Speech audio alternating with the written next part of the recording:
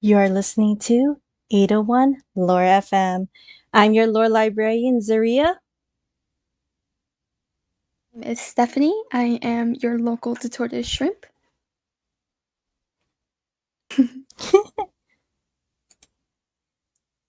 Earth to men, Earth to men. Yeah. Oh no. Men? Men? Oh wait, can you guys Wait. hear me? I was muted. Wait, I'm no. so sorry. I was muted the entire time. Maybe I'm dead. You guys can hear me now, right? We're all Yes. good? Oh gosh. Now we Yeah. can. Okay, awesome. I was muted the entire time. That's my bad. Yeah. That's Pepega. This is why Zaria has to lead. I can't do this because it's gonna be a mess if I lead. All right. Then this is, and I guess we'll let you introduce yourself, Min. Oh, me first? Oh, okay. No. We already introduced ourselves. It's your turn. Okay, would you like to introduce yourselves to my chat because I'm late? Oh no, it's okay. Just reset. I would love for them to get Well, to know okay, you guys. we'll reintroduce ourselves. My name Okay, is Zaria. thank you. Okay. My name is Zaria. I am your lore librarian. My name is Stephanie. I am your local tortoise shrimp. Perfect. Teyjay's muted. The way I was talking to, I was about to say my name is Jay, the CEO of Clapping Cheeks. Not the CEO of Clapping Cheeks. Help. Please. Not the Why Clapping are we like Cheeks. this? We're supposed to be professional. No, but the way No. we're talking about this an hour ago. Yeah, we're not very professional. Yeah, that's true. And now It's very and now for your introduction. I am late sleeve. I'm your leafy lore stream, your late sleeve. And I read the Genshin Impact lore so that you don't have to. I'm also from Lore Keepers. The leader of our lore keepers. Without Min, guys, without Min, we wouldn't be here tonight, honestly. Like this team would have not been together as the way we are right now. Like honestly, we've just grown so close because of this team that Min just brought together, and I'm so happy and really excited to be able to have this podcast with you guys here today. Listen, I didn't want to cry today. Listen. No, But you're good. No, seriously, no. Like I owe it all to you guys though, because I feel like I got so lucky having you guys as teammates. This is our moment to be sappy, right? Because 3.1 is ending. So we're like, oh no, the new patch, you know. But no, I seriously got lucky to have you guys in the team, and I can't have asked for a better Twitch team, honestly. To be able to like talk ideas and nerd out about lore with you guys. So I'm very, very, very thankful to have you guys in the team. Cry. It's my turn to make y'all cry. I've been trying to make Min cry for so long on stream that it never works, yes, and then like every time I see I say like something really cheesy. Like I even try to hide it in my lore paragraphs to her, and she's like, "No," she totally skips over it and just reads straight to the lore. We left the lore the Min crying. We left the Min crying streams in 2021. I want to. Are you sure? I remember. I hope so. I remember that I remember like what was it? Maybe 2 months ago that you were having those crying streams. Was it actually 2 months ago? Was I It was really like caught in 4K crying 2 months ago? It was 2 What months was I ago. crying about? It's 60 frames 4K. per second. What was I crying about? Oh, was it the was it the Shao quest? No, Bodacious? no, you were just literally crying because of everyone being there to support you. That sounds on brand. That sounds on brand. Yeah. Honestly, without Min here today, or even calling us out to be like, "Hey, can you be part of the team?" And I'm like, "Are you sure? Are you sure?" Okay, before I get emotional, so 3.1 is looking pretty fire, isn't it? Like, I wonder what's gonna happen in 3.2 now, huh? Jeez, that 3.1 has been transition a was roller coaster, smooth. truly. Honestly, where do you even start with that? Okay, I'll let the topic change slide. Since we technically No, but like really, I'm really I think we can't really talk about 3.2 without talking about 3.1. But I am super excited about it because, oh my god, I want to protect Nahida at all costs. Like, Absolutely. I want to, like, the amount of times that I tried to actually break into the sanctuary on stream and off stream and be like, Nahida, we're coming for you. Like, last stream, I literally tried, like, me and one of my viewers were actually trying to, like, teleport our way up into the tower and try to get in, and it's like, And Nahida, try to we're get coming. in and save her from It's like, the sanctuary Sudastana. Yeah, I hear you. it's like, Nahida, we're coming for you. And it was just like, the game just kept telling us no, because apparently I can't glitch through the walls like that. Oh yeah. Well, hopefully in 3.2 we'll actually be able to enter the elevator that's like forbidden, you know? You mean the one that presses activate like the whole entire time since 3.0? Yes, that one. Mhm. I hope it works finally. I wonder if that's like the final waypoint though, because like I don't know if you guys noticed, but like in achievements, it'll tell you like, hey, you're like, this is how many waypoints you've opened up in the whole entire Sumeru.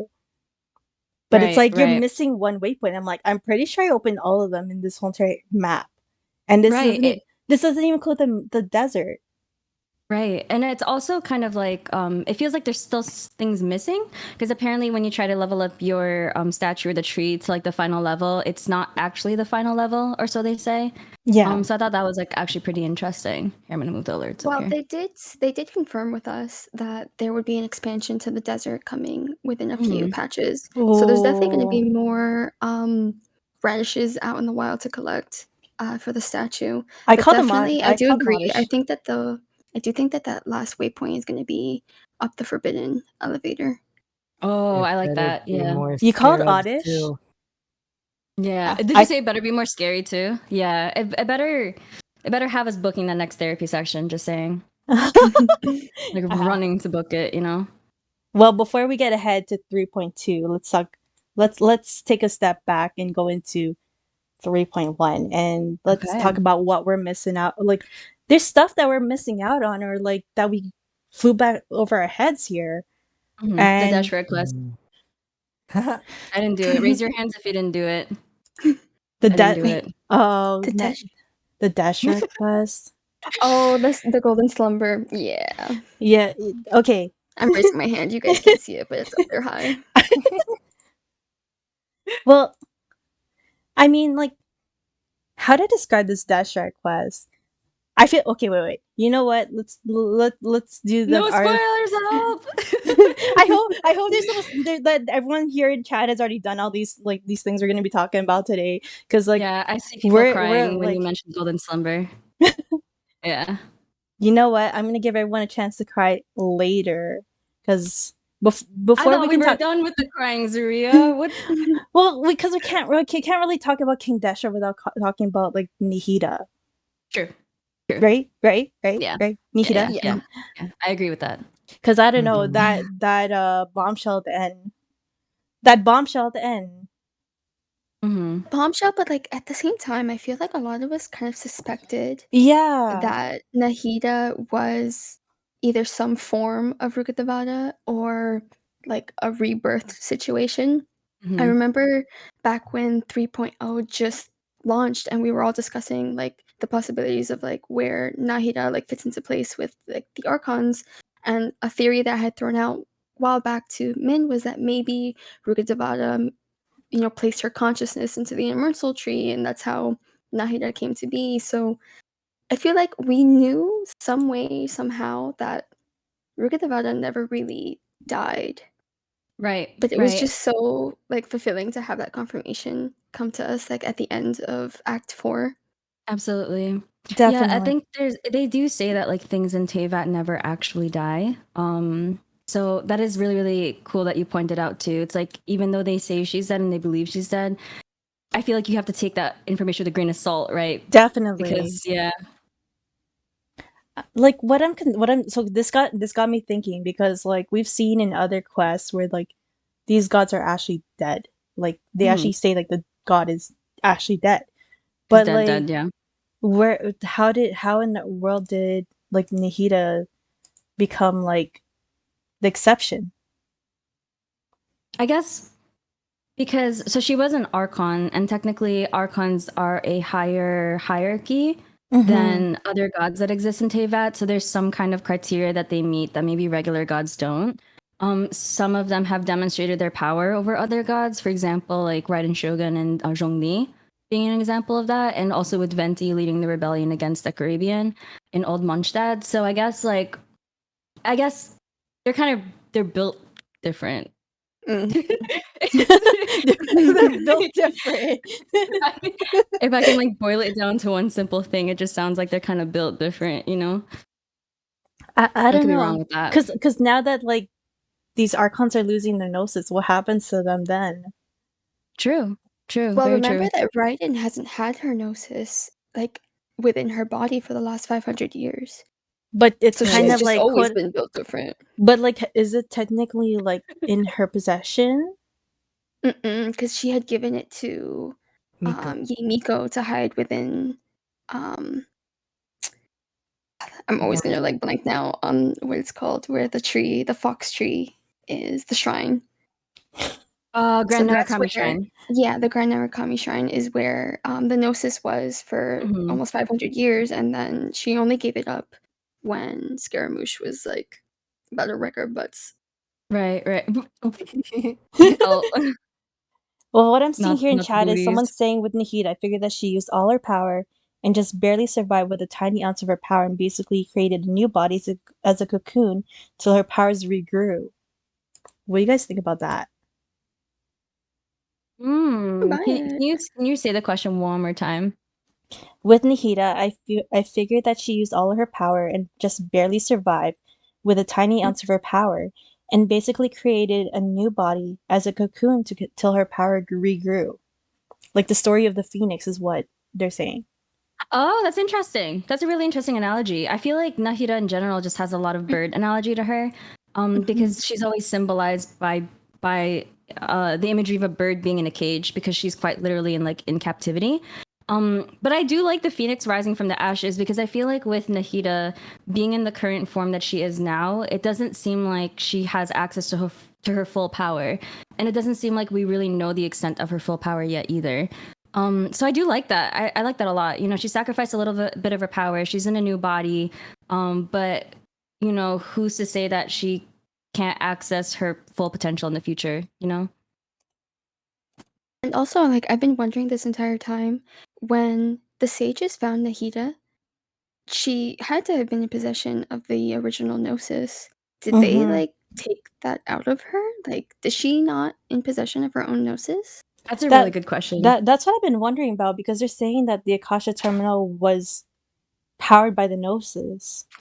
So is she at any point considered the Archon if it's no longer in her possession? Technically speaking, like she doesn't actually have it, but she's just the quote unquote Archon to them. So is she technically like, was the Gnosis her saving grace to keeping her alive, basically? It's weird because like we know things that happened in the past, but we don't know like in what sequential order, and sometimes they speak a lot in metaphors and we don't know when they're being like direct about the information they're giving, because they say that the Akasha system was a gift from Greater Lord Teyvat. And if it was powered by the Gnosis, then did she remove it and create the Akasha before her sacrifice? Or Good point. Really, really good point. It's like, what is that? Do we actually have like an actual timeline of those events happening? Like when she built the Ajvata's concourse in Vanarana, and then when she also made the Akasha terminal and stuff? We don't have an exact timeline, but they did say that, like according to Nahida, when we finished 3.0, was that it was the Akasha terminal must have been built before the cataclysm because they're saying it was her last invention or last gift before she quote unquote died. And then there was the cataclysm that happened where she died. And then Nahida ended up powering it. So that's the only timeline we have of the Akasha terminal. But in terms of everything else outside of that, it's not really quite clear because of the way the Aranara have their timelines. It's like many moons ago. You don't really have like a proper understanding of what their time is in comparison to Teyvat time. Right. Okay, that makes sense. Yeah. And it's like, it's confusing because like Nahida also at the end of 3.0, after the Samsara, she refers to herself as the first Akasha terminal. That's also questionable too, because if she calls herself the first Akasha terminal. Right. And that was right, the previous dungeon. Yeah, you're right. Yeah, that was she was the first. Wait, sorry, I'm sorry. Was Nahida the first? I'm drawing a blank. Was Nahida the first Akasha terminal, or was it? Yeah, that's what she said. She actually called herself. She called herself as that. Got you. Brain go burr. Brain go burr. What's a brain? What's a brain because cell? she said that, because she referred to herself as the first Akasha terminal, and we know that Rukkhadevata was the one who created the Akasha system. Do you think, like, with the cutscene at the end of Act 4 in the desert, do you think that there's a possibility that Nahida knows, like, what her connection is to Rukkhadevata and, like, how she came to be after, like, 500 years in, like, solidarity and just, like, trying to learn things, like, from the world around her? Yeah, that's a good question because, like, Nahida's very... No one knows anything about her is kind of the sad thing. So there's like a parallel, actually, if you watch Nahida's demo. All the other Archon demos have a narrator. Like Venti narrates his own character demo, kind of. Yeah, I mean, it makes sense because like we weren't supposed to know that he was the animal Archon. And yeah, exactly. The man likes to tell his own story. But it's also Raiden Shogun had Yaimiko, and then Zhongli had the narrator from the third round knockout restaurant, right? But Nahida doesn't have anyone narrating her trailer because literally no one knows anything about her. And it doesn't seem like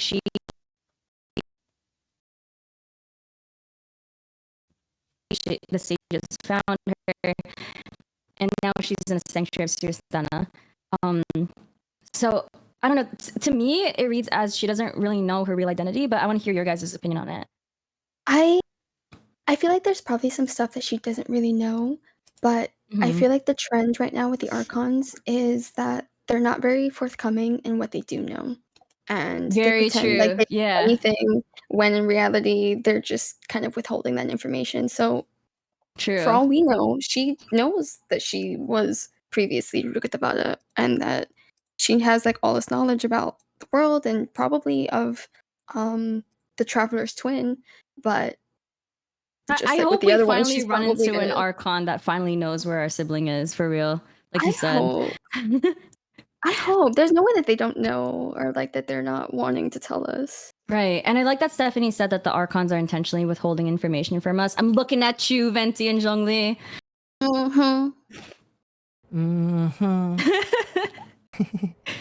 I mean, they're holding a lot. They're definitely holding a lot. Like the amount of times we try to ask Zhongli, and Zhongli, I love you to pieces. I definitely do. But the fact that you can't tell us what happened 500 years ago, because it's part of your contract, and like the amount of people that hate him for it is like drives me bonkers. It's a up her man. I like it. It's like, listen, they're stinking liars, but we love them anyways. True.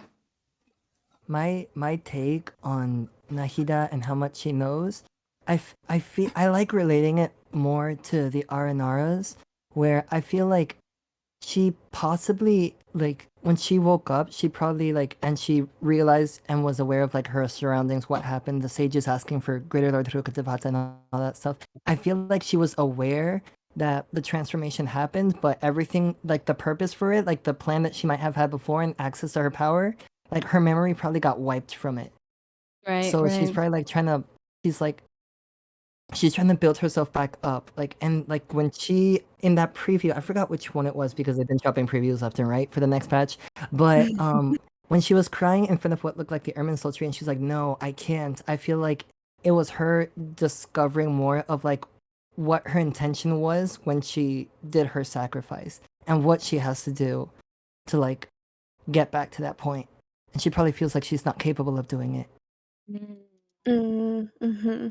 But that's just my hot take. I like that. It's very, very hot. I like it. Very spicy. Very spicy. Okay, like like one of the things I've been thinking about when it came to Nahida was her memory loss. Like you guys were talking about it already, but I'm also trying to figure out, like, you know, her memory has just gone like backwards in time, but it's as if she's like a clean slate all over again. Right. And it's the whole, I'm sorry. I mentioned this, I think, to like Annie or a couple other people, I think, on stream a little while ago, but I think it has to do with the concept of time. Are you implying Istaroth by any chance? I wish, but no. No. Oh, darn it. No, it's like it's the whole concept of time. Like time, like life is measured by time. So like when we talk about how, you know, how we're this many years old. Oh, we've known each other for this many months or days or whatever. And it's like maybe like because Nahida has gone back in time, it's almost like the existence of who Rukkhadevata was has just basically gone poof. In a way that it's basically like she's gone to a blank slate all over again. So it's the whole process of time within her, because as we also think about how the Aranaras also, like, when they die, they kind of be reborn. And it's like they don't remember anything. It's the concept of time that plays a huge role in here. And I think we're gonna be talking more about this as well later, but you know, time. Yeah, keeping on time. Time. I mean, like, time is like time runs differently in Tibet. Yes, that's also very true. But I had a quick comment for you on what you were saying about Nahida. So Limestone Leaf in chat said, "I like this take. It mirrors the sacrifices that some of the R&R make as well. She doesn't remember, but the forest remembers." Yes, I was actually waiting to like mention the R&Rs because I remember that they have that whole process of like using up way too much power and then like they forget all of these things. Oh my god, perfect. Right. Also, what Zaria was saying about time moving differently in Teyvat, it's weird because it's like in order to fix the past, you have to fix the future, and that's completely opposite the way we kind of understand time in our own world. And then there's also like the different regions within Teyvat that have like their own like time constructs. So like Very for true. anybody who has Tartaglia, if you look at his story, his character story, it says that he spent 3 months in the abyss, but when he returned to the surface, it was 3 days. Absolutely. I like that a lot. Just time is just distorted every single place you look. But like sometimes, and that could be related to Isthroth not being present. Yeah, the entire god of time and moments is missing. It's literally MIA. So that could be a possible cause, like you said, for time being so vastly distorted into that. But I really like that you brought that point up with Tartaglia. But like when you see the earth remembers, like the concept of earth remembering, it's so weird because like we look at the desert and that's like they didn't just like have the earth remember, they left things to make sure that there was like a whole remembrance of like King Deshret being there, or like anything, like everything that's there in Sumeru is basically like this person was here. There is like definitely some sort of like memorial or anything like that that just screams like, you know, this person was here, this person left an impact, like all the Akasha terminals that they wear. Genshin impact, sorry. No. But like even just having like you know, the Akasha terminals are basically like the only legacy that Rukkhadevata has. Right. But what also stuck into everyone's memory was, oh, go ahead, Steph. That the academia itself, I think, is also supposed to represent Rukkhadevata. So she has like a couple different constructs, I think, in Sumeru that like are supposed to like immortalize her in a way. I like that. I like that a lot. And it's really interesting because after the absence of Greater Lord Dukatavata, the academia and their ideals just went so far off the rails without her guidance. You know, it's like their understanding of the God of wisdom is not actually what she stood for and represented. So it's interesting to see them become distorted over time. Agreed. You know, it's just like you're just like, oh, they're so like when it comes to the topic of even just like the sages and like greed, I just keep thinking about like what they did in the Archon Quest. Like, how could you do that to the people? Oh, absolutely, yeah. It also maybe shows with that the whole dream experiment. Yeah, for sure. I was gonna say that like the impression that Rukkhadevata left on them maybe wasn't as perfect as like they see it being, and like the way that they continue to act without her there. Because if your Archon being gone or having died the way that you interpret it, and now being replaced with this child, and the academia's like behavior and just discarding her as a god and treating her so poorly, it's like that really probably was not what Rukkhadevata was all about. Who else wants to 1v1 the sages after that? Who else wants to go into battle and 1v1 these sages after that? My bursts are ready. I'm ready to clap. Teyjayy, the captain of clapping cheeks, is ready to clap. CEO of clap cheeks is ready. Honestly, better ready his cheeks. Honestly, like I didn't like the sages before because I was reading like Lisa's like story, like character story, and this just made me hate them so much more. Right. Like, are these people even human? Like, there is like the saying like knowledge is power. Yeah, that's literally like they didn't just decide knowledge is power. Knowledge like to them like seemed like, oh, and as soon as I have knowledge, I'm a god. Right, exactly. And I think this is the exact culture being the reason why Lisa actually left the academia. Was the whole like these sages will do anything for knowledge, because by extension knowledge is a kind of equal currency of exchange to power, right? So it's like she didn't like that culture, so after 2 years of studying of doing advanced studies in Sumer academia, she left.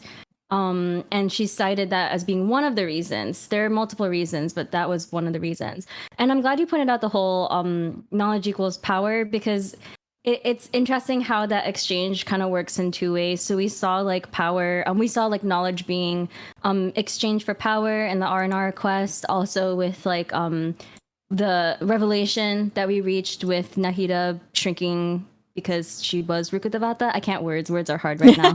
But also with it's 9 o'clock at night. It's 9 o'clock at Lisa's vision story being an example of that exchange working in the opposite direction. If you notice, Lisa's vision is actually a lot smaller than the other visions that we've seen in Mondstadt, and it's quite literally because she traded some of the power in her vision in order to receive the knowledge of the truth of the world, the result of which ended up scaring her. So that was really, really interesting that they kind of revisited that exchange again in Sumeru after giving us a hint of it in Lisa's vision story. You know, it's annoying how they do that. They're kind of devious with that. They hide it in these little paragraphs that I'm sure 90% of people miss. Because after you friendship level 10, who reads the character story? Like 10% of us. You know, us. We read it. This is why, guys. This is why I'm the librarian, guys. This is why I'm the librarian here. I'm this one. Exactly.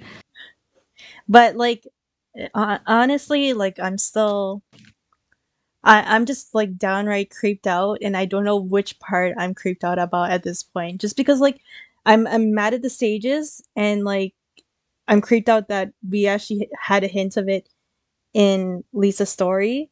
And then we see it in the story, like the Archon quest. Right. And then there's a whole level of creepiness that's actually waiting for us. Yeah, exactly. It's crazy. It's never ending. When they say there's no content in Genshin, us lore people are just like... So let me tell you about this. Let me tell you about this. Move over. We got something to tell I'm you. like, let me share my notes with you, please. Okay, yeah, pull up the notes, Stephanie. Let's go. Okay, no. I mean, like when someone says like there's no content or like no story, I'll be like, please take a look. Steph's got a whole notes. I have a whole Say otherwise. Say otherwise. Is there any notes in there about what Mr. or should I say Dr. Il Dottore? I do have a few things about Dottore. Let me narrow this down to like more like relevant. Wait, we should get like should we give like Stephanie a name on the spot? Be like the student or like the professor or like the test subject instead of the test subject. I'm so out of myself. It's such a shrimp. The way that the test subject is actually so accurate for bestie stuff. Not like this. Is this what the Tory stands are like? Do y'all just call yourself test subjects? Because oh my. Kenyon, I need you to join me on this one.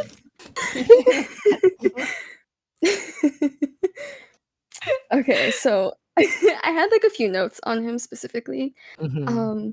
So we know that obviously it hasn't been officially confirmed, but we can put two and two together that Zendik and Dottore are one and the same. They are the same person.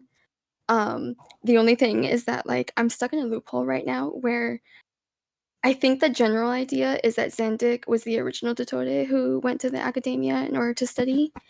I'm kind of thinking that there's a possibility that Zendik is a clone of Dottore who was just sent there to kind of waste his time. Because I find it really difficult to believe that just an expelled student from the academia could somehow rise to be number 2 of the Fatui Harbingers when we literally had our pyromancer Crimson Witch of Flames as number 8.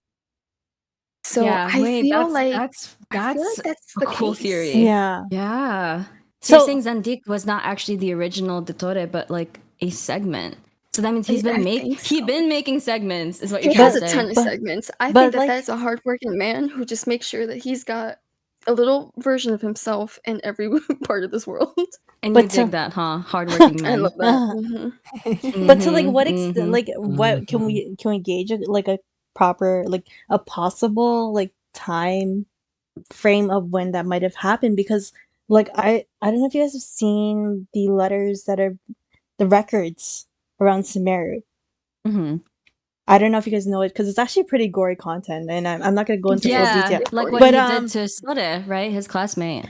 Apparently, that was someone he was dating. Someone was telling me that was someone he was dating, and I'm like, well, what? She had a crush they went on like a picnic date or something, right? Yeah. So Cloud is saying the records are so messed up. They were very. That's so hot of him. Help! Help! Y'all need help. I do too, but like we all need help together. We need therapy after Genshin's over. Exactly. We're gonna charge Hoyoverse with the bill. There's no such thing as therapy here because we know our men just like to trauma dump on us.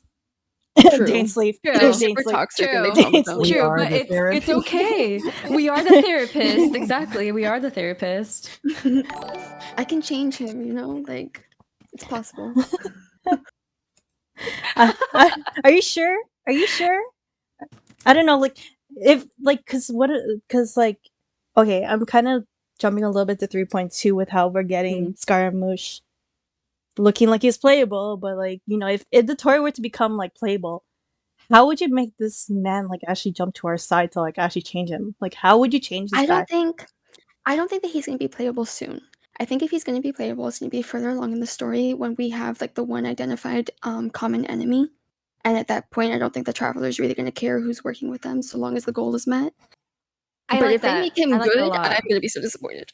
Yes, I like that a lot. I think it's one of my gripes with Genshin Impact lore at the moment is that I hate the criteria that characters have to be reformed or be good, like morally good in order to be playable.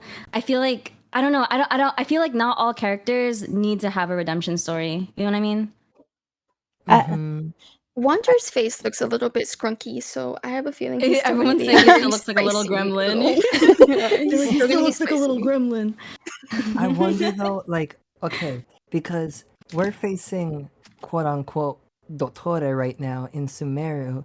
This is the thing that drives me crazy and why this man, like, in my head is so powerful, is because he's causing all this ruckus and we're like sweating trying to figure out how to deal with this situation, and this isn't even his like original body. This is still one of his like segments that he sent off to do something. So I'm like, you imagine how like strong the OG is if this is like all can be caused by like a piece of him. Anyway, that's just true. Or what if get- the OG is like a really, really old man, like more shriveled than I love and adore Piero, but like Piero has the Amazing. Conmere curse keeping him looking, you know. he looking mighty Looking fine. good. Looking mighty fine. You know what? I'm actually wondering how they're actually squeeze like Piero's like model into Genji, because you know They're gonna have to make a bigger model. an like NPC. okay, like some of the Sumeru models are like buff, like Sumeru. Okay, we're going to talk. It's practice. It's practice for Piero. They are buff, They're and I'm testing. like, okay, like if he's not like Jabrail, I'm gonna be so mad. 10 out of 10 though, because he's a Conrian man, he's definitely not gonna have an ass. Because I've always said that the Conrian men don't have asses because They took all the unless you cake. had to nerf them. They have pancakes. Unless you had to nerf them. It's like they took not only the country away from them, you know what I mean? So They took the cake. yeah, exactly. Exactly. They would have been too Cake. powerful if they had the cake too. Yeah, so Celestia was like, yoink, you know?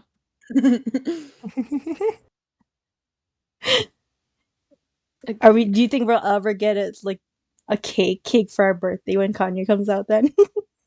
Just like the just buns that remain- Celestia stole. Just be buns. Just be They buns. get to go back and get their butts for them. I like this idea. Oh, Steph, someone's saying here, sorry, Steph, but I think the Tory is gonna join the Senora Coffin gang. No, You know, do not if say that's that. the Take that case- back. You're if banned. that's the case, I'll join him there. It's fine. I'll just never progress in the story so that he can't die. I honestly That's thought, dedication. I still think it's a table to this day. I like that. Watch them clap the real Dottore and give us a playable segment. True. I like I that. think I like so. that. I like that a lot. I have a feeling that we're definitely gonna have to like use one of his segments because like that man is pure evil. The man certainly looks playable. Like it certainly looks like he has a playable model, you know? He So- does. He has the face of the regular playable models. There you go. Yeah. Here's There you a go. okay. I Someone gotta. overlaid him with child, and it was the perfect match. Can I Oh, I he's He speak? does playable, have the confirmed. standard. He does have the standard. Like tall male model. Tall male model.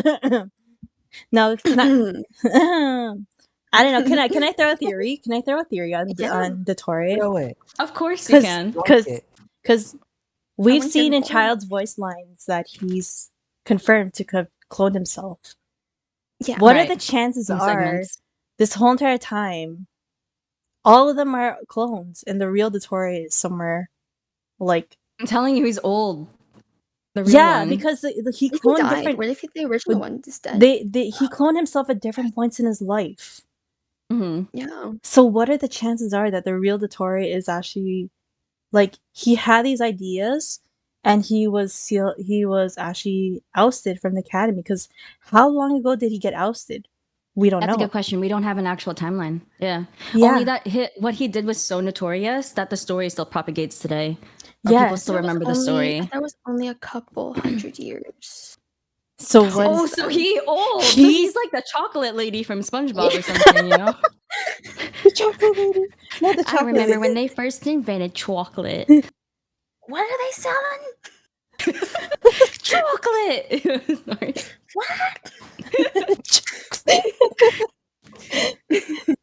No, like I. Oh my god, I can't get over this now. Sorry, I didn't mean to do that.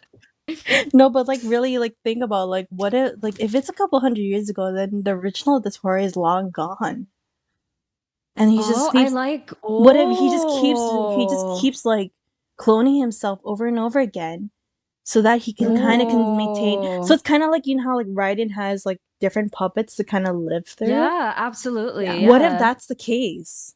So a consciousness transfer, which we know is possible. So I actually have a couple of comments in chat for you, Zaria. Yeah. Nicole Lemon 21 says, I think the OG Dottore isn't even alive at this point. We also have Cloud's Hide saying he's just a brain in a vat. Asper said the original Dottore did what Nahida did, and each time he gets older, he goes back for more knowledge. That's really interesting. Oh. Kenny says, I like to think the original Dottore had Elazar. Ooh. But I like that. That's good. Like that. I like that a lot. Kenyan, I like your brain. It's I like it a lot. the mutual Dottore brain cells being shared among you guys. Yeah. Yeah. Because Kenny is also a very big Dottore stan. As soon as we talk about like any like these harbingers, like you see the stands coming out. You see the Dottore stands coming out of the woodworks for Absolutely. this. We've been hiding for too long. They come out of hiding. They come out of the little holes in the ground, you know? Pop their heads out. I don't know, but like, what do you think we're gonna deal with the Dottore? Because like, you know what's really stood out to me about from 3.1 versus when we had that Fatui trailer where everyone just died over, by the way, is the fact that he said that Skymush went MIA. But how like, but according to the Archon's quest, he's in cahoots with Skymush over making him into a god. That's a good point. I feel like Scaramouche has some sort of loyalty to Dottore because Dottore is the one that did reconfigure Scaramouche in order to be able to handle a Gnosis. So I think to an extent he does sort of kind of have like loyalty to him, but just I feel Dottore has no loyalty to anyone, you know. So it's just gonna be interesting to see how that dynamic plays out in 3.2. I'm thinking that there's like moment he saw. I'm thinking there's like some sort of like possible like hidden agenda. That and what do you think that agenda is? Like, do you have any leads towards what it might be? Like they're taking the Fatui are taking all the Gnosis to give the Tsaritsa. And we saw in the preview, we saw a preview that the new god had Cryo, Electro, Animal. Sounds kind of fishy, doesn't it? Oh, wait. You're right, Cryo, because Tsaritsa. You're right. Do you think that they're trying to do something not like the hidden agenda is not just to like against like the people, like, you know, to be like, can you want to create a god? I think there's a hidden agenda to like, and even in the trailer he said, well, let's like repeat the Archon War. He's up to something. Because I agree with you, because they did Piero did say something in the Lesso trailer about wanting to bring a new world in, and I wonder if that's kind of like a remix of the Archon War. Wipe out the entire hierarchy as it exists today and rebuild it again. It could be that. It could be revenge because Conria was destroyed by the gods. We still don't know though what the Tsaritsa's like connection to Conria and like that whole cataclysm is to have like pushed her to do all of this. Like, do what she did in this game. I'm like, Tsaritsa, what happened? Who hurt you? No, literally. Who hurt you? That's true. That's true. The manga version of Dottore always had like a huge disdain towards vision holders, and if you look through like any of the lore with him, he's always had the goal of creating a human that could compete with gods. Like he wanted to create the perfect specimen. So I'm sure that the moment he laid his eyes on Scaramouche, he was like, my here perfect specimen like is a puppet. Yeah, it's literally a puppet that was made to handle a Gnosis. Absolutely. I wonder like how much like he's manipulated like from the academia. Aside from like creating like this false god, I wonder like how much of his influence alone like pushed for the disdain of like Nahida and all of this, because clearly he's had his grubby little fingers in the academia's business for quite some time. But it's weird because like Nahida was like, oh, he came back recently, and it's like, girl, I'm pretty sure that it feels like he's been there for a while, like a whole hot minute. Right. And the fact that she's been locked up for 500 years makes me think that this is something that's been going on for quite a while, but it's weird how we're kind of just starting to see it happen from the time we started playing the game. So why wait the 500 years? True, and it's almost, you're right, because things kind of started going into motion after the Traveler woke up, and it's like, why? So that makes me realize that we must be a smaller cog in this whole plan, you know. I have a comment for you guys. Derek says, out of curiosity, what would happen if an Archon purposefully broke their Gnosis? I don't think that would I don't think that's a very suspicious group in the sky. I don't think that's possible, because considering that it's an amplifier to their powers, it's something given from a higher being, aka the gods in Celestia. So that would have to be like a combination of more than one god just to destroy the one Gnosis. True, because Archons are the lowest of the hierarchy. And you'd have to basically reverse engineer that thing just to be able to break it apart. They probably Archon-proofed it. Like a baby lock. They Archon-proofed it. Oh my god. but like, okay, like it's maybe they did, but maybe the only way you could become an Archon is by having that. Like technically, because it's well, because like it's an amplifier, right? At your full, at your like, but I think like you know how Venti doesn't have his Gnosis, but he's still technically like the Anima Archon. I think it's given to you as a sign of like to show you off your Archon status, but you don't like it doesn't make it so that the Fatui is automatically the Archon of Animo, you know? But I think you're right that it is awarded to Archons only. I'm pretty sure.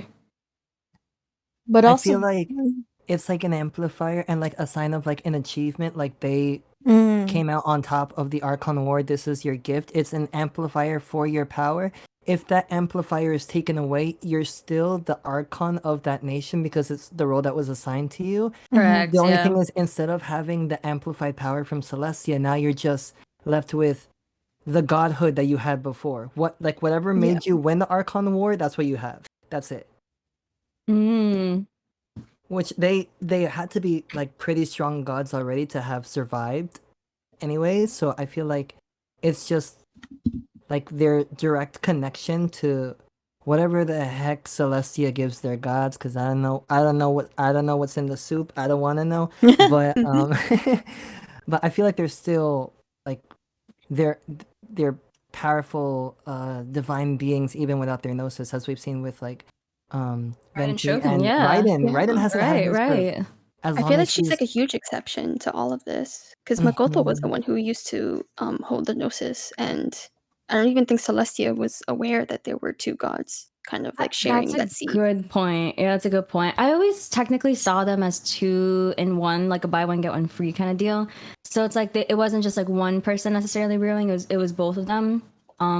Because technically Raiden Shogun or Bale, she technically operated as like an extension of Makoto. Like Makoto she always described as Makoto was the brains and she was like the brawn, basically. But they were kind of they're two together, you know, like they kind of rule together. I have a question for you, Zaria. Yep. So Dante in chat said, because I think this is your expertise, didn't Zhongli say a new Geo Archon will come even though he faked his death? How is that possible, especially with the Gnosis in hand of the Fatui? He said one day someone will come. Eventually someone, he said eventually someone will come and take his place. But as we understand from the way that Archons and whatnot exist, is that the recognition from the gods of Celestia, and that you need to be able to get that recognition and also ascend to Celestia to be able to get that full recognition. But at what point can we just find anyone as like god enough to be an Archon? Because as we can see from the Archon War, a lot of gods died. Right. So who's still left to even replace him? True. Like we've lost Asaya, we've lost Havria, Baish. We lost Asaya's wife. Remember, if Asaya can pull, y'all can pull. Just saying. Oh no! Always remember that. I stamp with that. No, maybe a god will crawl out of the dark sea and try to like the Dottore stands coming out from this. Yeah. I mean but like the thing is like the erosion, like how, at what point do you define? Because okay, one of the things I want to address with Zhongli's power, by the way, is that, and especially with all the archons, is that they have powers. But like when you look at like the other adepti, like Shao, he has a vision. But Zhongli, Venti, and Raiden don't have a vision. It's like a Shao's fake vision is vision. fake. So like, where is that power actually coming from? Wait, is it really fake? Yeah, it's fake. Wait, What? huh? Wait, Yeah, it's a fake. It's a fake vision. Wait. Min, you didn't know Wait. either? Because I didn't know you. I didn't know because I don't have Shao. But wait, As a what? Shao main, I am stunned. Louis said Shao got his vision from a yard sale. Please. Oh, no. Please, no. Please. Help. But like, Wait, huh? what? Wait, huh? Wait, Steph, I'm gonna need the MLA. I trust you. I'm gonna need the MLA citations. I'm definitely gonna go for my MLA APA. citations, but like, I'm pretty sure that that's as fake of a vision as like the one that Venti's got on his shoulder. True, Venti's got a fake one. Venti's definitely got a fake one. I think it just says that like Shao doesn't know how he got his vision. He just kind of felt like he existed with it the entire like because he's had it for so long, right? Isn't that kind of what he said? Or am I tripping? I feel like we're all tripping. We need to like actually go into like. Yeah, we need to like actually dig into it now. Oh, so why can't we have the game open to do this? So here's the situation for Zhao. The Adepti, which technically Zhao is part of the Adeptus clan, they all have like an inner like power system that would kind of take the place of vision. But since Zhao is almost always in human form, he wears a fake vision to kind of make up for it. Okay, that's interesting. That's actually interesting because I think Shao, aka Alatusi, has like that whole bird form to him, right? Mm-hmm. I see. I have a comment in chat saying here, but technically, do we know if Shao gets all his power from just the vision? I mean, we do have examples of people being able to use the power of the elements without having the need of a vision. So we have an example with La Senora, Crimson Witch of Flame. She was a pyromancer before she was handed like her cryo delusion, right? So she for sure doesn't have a vision. We also have an example with Mona, who is using a reawakened vision, I believe, because it was her master's vision. But before that, she was using hydromancy. And technically, hydromancy is the act of using hydro in order to read into the future, but she uses hydromancy,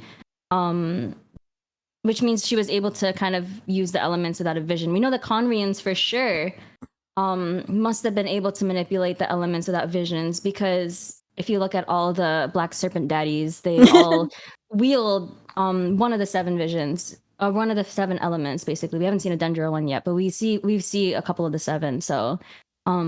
yeah, there are examples of that, I suppose. So I guess it's not so far-fetched. I think I'm starting to lean with you, Steph, because I see it now. The fact that, you can technically use the elements without having a vision given to you. Yeah. It's easier to use with the vision. I think that's true, because especially when we're talking about Zhongli, how his vision and Venti's vision and Raiden's vision are all fake. They're just like... Right. It's just there. Raiden doesn't even have a fake vision, I think. She said, "Nah, I don't need that." She also doesn't breathe. Yeah, so she's just you go to Dragon Spine and she just doesn't breathe. I'm like, yeah. I mean, I get it, because like she's like what I think Steph was saying, she's a puppet essentially. So. Oh, but like, what Makes if? Sense. I don't know. Like, what I've been thinking is that like maybe she's a puppet inside of a puppet. Like, I don't know. It's just like when we're thinking about how like the way, a lot of these, like, there's like the whole rebirth process. It feels like, what if Raiden isn't really Raiden? Like, she has these memories of her sister, but it's been so long in the whole erosion process. It's like, is she really Raiden? She's like, oh, like I was the battle person while my sister was like the one who was like the figurehead. But then when we look at her second story quest, she was very much like like the old man remembered. Like it didn't really differentiate that, like, there were two different bodies. But he kind of recognized, and it just seemed like maybe like there was some way, like with the whole like reincarnation thing, the rebirth thing. It just felt like I don't think that Raiden really knows who she really is anymore. She has these memories of like being with her sister, but what if it's like maybe like a mirror version of her past? Like she's imagining her past. Like she has these memories of who she used to be versus who she is now. That's interesting. So you're saying that Raiden Shogun's not actually the Raiden Shogun. We've been lied to. And like maybe like you know how the Airman tree like has like the whole voice like world forget me? Yes, yeah. Of like yeah, Greater Lord Rukudavada. Her second Archon quest was Makoto talking through her as a seed before she was planted into the tree. True, very true. Like very, very true. So the possibility that she could potentially have been like she's talking to her past self and not really her sister. Right. Interesting. I don't know. That thought's been sitting in my mind for like ever since that whole Nahida thing happened. Especially with time moving so in such an unpredictable way, I can kind of see that happening. Iris has a question. I had this question for a long time. I think the answer is pretty obvious, but I just want to see your thoughts. What is the question? Go ahead. I was gonna say, Zaria, do you think it's good time to maybe pull the list of questions that we had from viewers? Yes. Then can you check your thingy a bit? You're pinging me. Okay. Yeah. Live chat. We're also taking the docs. Yes. Do you have the link by any chance? I'm Pepega. You can actually do it on my stream as excellent. Actually, I think I have it in the thingy. I posted it before. Okay. But yes, definitely. I think that we can get to some of the questions, guys. If you have any questions or theories that you would like for us to know, !lore Q, as in the letter Q, to submit your questions or theories. All right. Okay, let me open the doc real quick. Let's pull up some of the questions that we got submissions for. This is exciting. Okay. Wait. I'm trying to access your streams. It's Lore Q, right? Lore Q. Yeah, !lore Q. Oh, hello. Hello. I think. Okay, wait. Okay, I can't see the questions, but I can see the form. Oh no! Wait, no, I sent you the stuff on DM. Yeah. Really? Sorry, guys. I'm so Pepega. No. It's my fault. It's not yours. Okay, wait. Let me open it. We're just casually a Pepega crew. It's okay. It's a lifestyle choice. Not really a choice, but like, Listen, I think like half of us are not used to streaming this late. I've had to start streaming this late because I'm not used. My work schedule's different now. Totes valid. So. It's still giving me the You're welcome. You're welcome. Success. I got it. All right. Yeah, you can start reading out the questions. I'll catch up.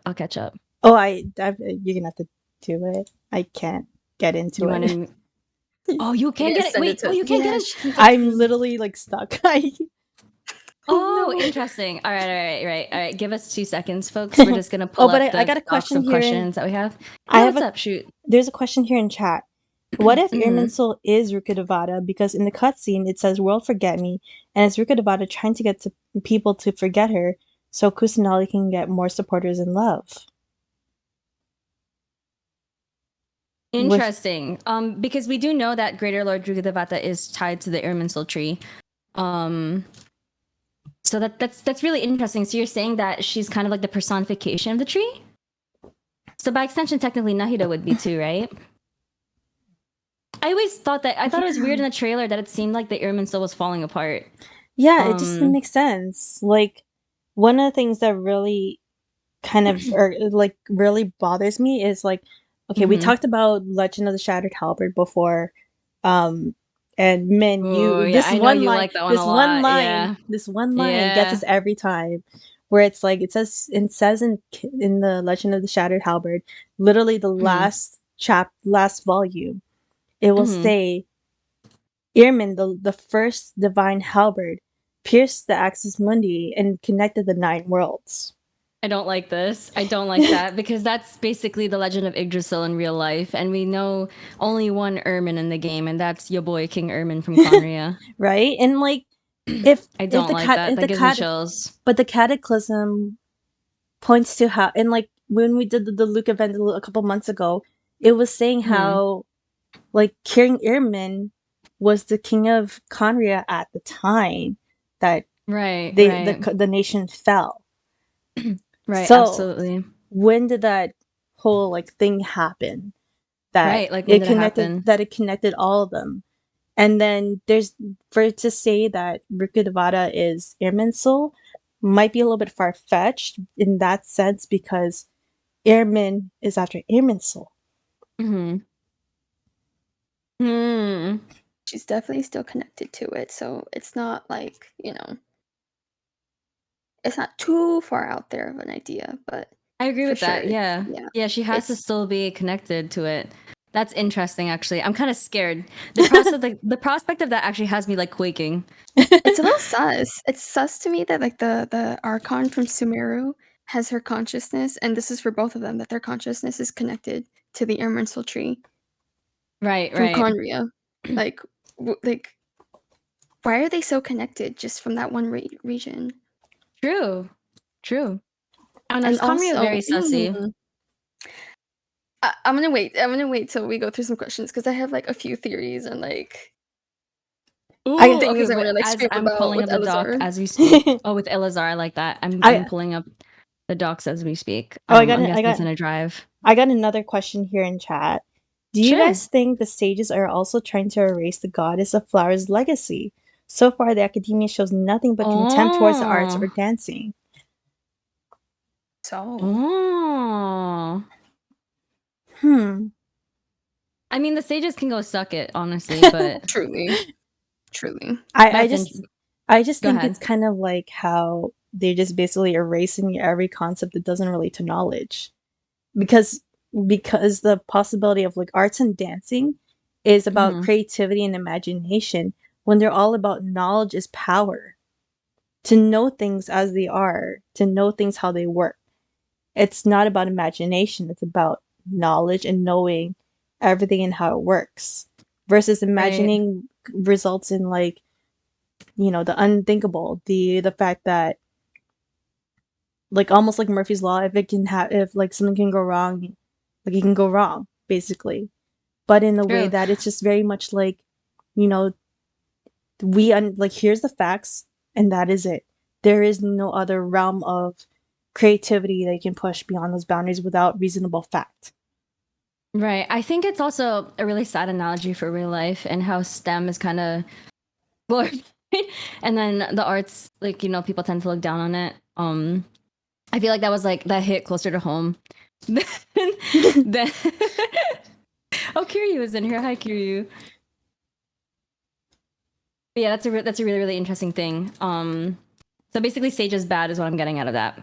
Sages suck. They have no imagination, no taste in the arts. Basically, they're grumpy old men. They are grumpy old men. I pulled up the questions. Should I read from the top? You can go with the first one and we can discuss. Sweet. Okay, so we have a question from Symbol Archon. Out of all the extra locations for each region, I knew they were going to ask this question. Dragonspine, Tsurumi Island, and Kunomiya Chasm. Which one do you think has the saddest story and why? I guess we could go in a circle. So Zaria can go first. Sumeru, hands down. Sumeru.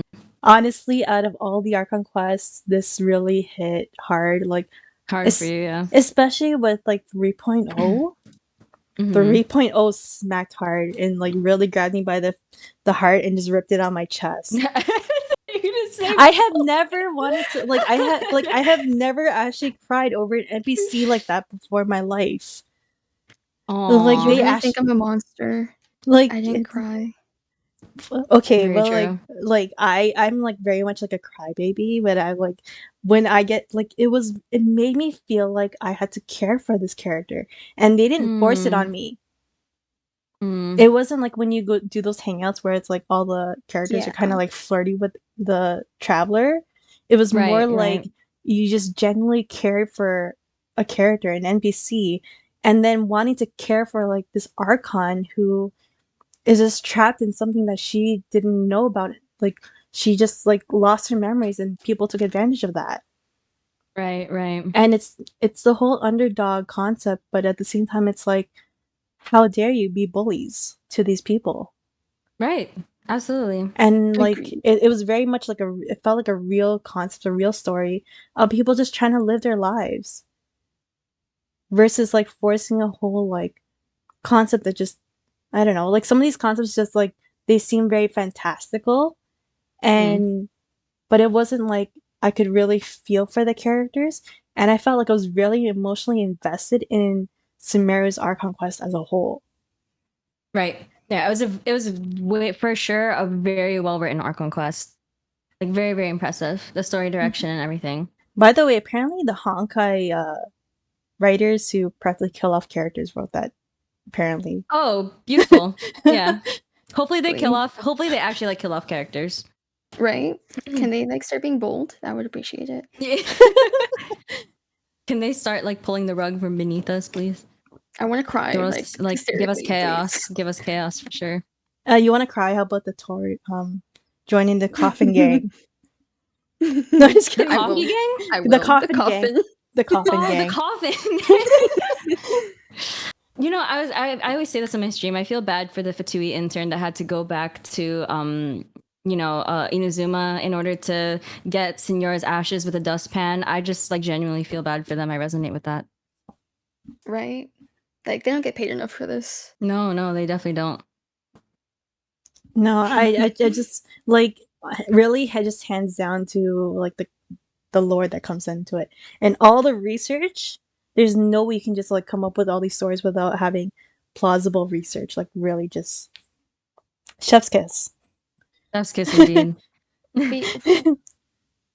So Stephanie, which one in your opinion was the saddest out of all the extra locations? I'm gonna be honest. I'm hard stuck between Enkanomiya and the Chasm. Fair. I fair. feel for Rue. Like that was like such a like emotionally draining quest. Right. But like the whole backstory to Enkanomiya and like the Sun Children being sacrificed the way that they were is so heartbreaking to me. And then the Chasm touches to me like on a personal note with Bosacius. So that was the first time that I cried like really hard on stream. Valid, absolutely valid. Yeah, that one was definitely maybe the Chasm's like heart-wrenching. just a little bit like up above it just because of like the personal touch of like the whole like not having your memory and like Alzheimer's and all that stuff. But I was just like, wow, like they really like ripped my heart out with him. Yeah, I that was definitely like a tearjerker for sure. I feel like there were definitely it was so, even the voice acting and everything during that scene was just so emotional. Like it was very difficult not to show any kind of emotion during that cutscene. Yeah, for sure. Teyjayy's back. Teyjayy, our king of claps. In your opinion, which sub-region had the saddest lore? Oh wait, sub-region. I said main region. Sorry. No, you're good, Zaria. So your options are Dragonspine, Surumi Island, Enkanomiya, and the Chasm. I really feel like it's in this because it changes. It fluctuates depending on like how deeply I think of each story. But I think right now I would have to say the Chasm. I feel like it was just such a fierce battle that like no one was expecting. And like all of them had to figure out what to do like in the moment. And like hearing the stories of like all the soldiers that just never made it back and they had to sacrifice themselves at the bottom and just alive spend the rest of their lives just slowly withering away knowing that there's no way they'll ever be able to access the overworld again. I think it was in in one of the cutscenes during the Archon quest down there, where they showed like Bosacius and I think it was Yelan's ancestor. When they showed them underneath, and then like the camera panned up, and it just showed like above ground how everything was normal. No one knew what was going on down there. Like that Archon quest like had me like teared up like from beginning to end, and like I don't know, it's just the chasm is very special to me. It was one of the areas that I enjoyed exploring the most. I 100% explored the chasm before like any region of Liyue. Just because I loved the stories that were down there, and like how everyone like had such a dark memory of the chasm because of like not just the reason why it was formed, but like what caused like so many families to like be broken because of it and stuff like that. So right now I think chasm for me. But in Kanomiya and Surumi Island, everyone like, if y'all don't know, I really love Rue. Rue is my adopted son. You have a Rue emo on your channel. I have a Rue emo because I love him so much. And like I'm so attached to him, and like what happened, if y'all don't know, I'm gonna spare you the details because what happened to him is absolutely horrible. But like the only reason why I don't pick Surumi Island is just because like Rue is my boy. I love Rue, but like compared to like the multiple people that were affected like in the chasm, like not to diminish like Rue's impact or anything, it's just I feel like the his chasm Genshin like impact tugs my heart a little more currently. I also think Rue kind of got his redemption, or like he got like karma came back to them. Okay, that one really hurt. His redemption. Oh yeah, hurt so much when he was like, "Oh, I just want to rest," and then you come back and he's not there, and it's like, "Oh, no. Okay, and we have the feather, and all we have is the feather." Yeah. There's one thing I really want to ask when especially on the topic of Rue. What is it with Genshin and the kids? I don't know what's up with Genshin and killing kids. Honestly, I don't understand it. Like it's so wrong, and I think that's the best way to like get to our heartstrings and to like make us feel a certain way. Okay, but like especially when like the kids are super innocent and yes, it's so very wrong. naive. Yeah. Like in Liyue, you had Dusty Ming, the little girl who haunts Wang Shu Inn. Right. Then you have in Surumi Island Rue. And then when you come to Sumeru, you're like they're talking about like how all these kids got like kidnapped, and like Kali was a result of what happened. Like right. What is it with kids? What are you doing to the kids? Like it's just why? Absolutely. Yeah, exactly. You said it perfectly. Why? Why can't it just like give us like why can't they give us angst with our men or our waifus or oh help. Oh jeez. I don't know. Every Dane quest ever. I don't know. The Dane quest, men. I'm gonna. Which is your saddest sub-region? Didn't you say Speaking of Dane, and Kanomiya was definitely one of my options. I think the quest that really resonated with me, that I kind of felt like a pang in my chest after I played it, was definitely the Chasm quest. We will be reunited. No, we will be reunited. Sorry, the Requiem in the Echoing Depths. That's the Danes of quest with Halfdan in it. Oh no! And the reason I say that is because I'm very, very partial to Conrians in general.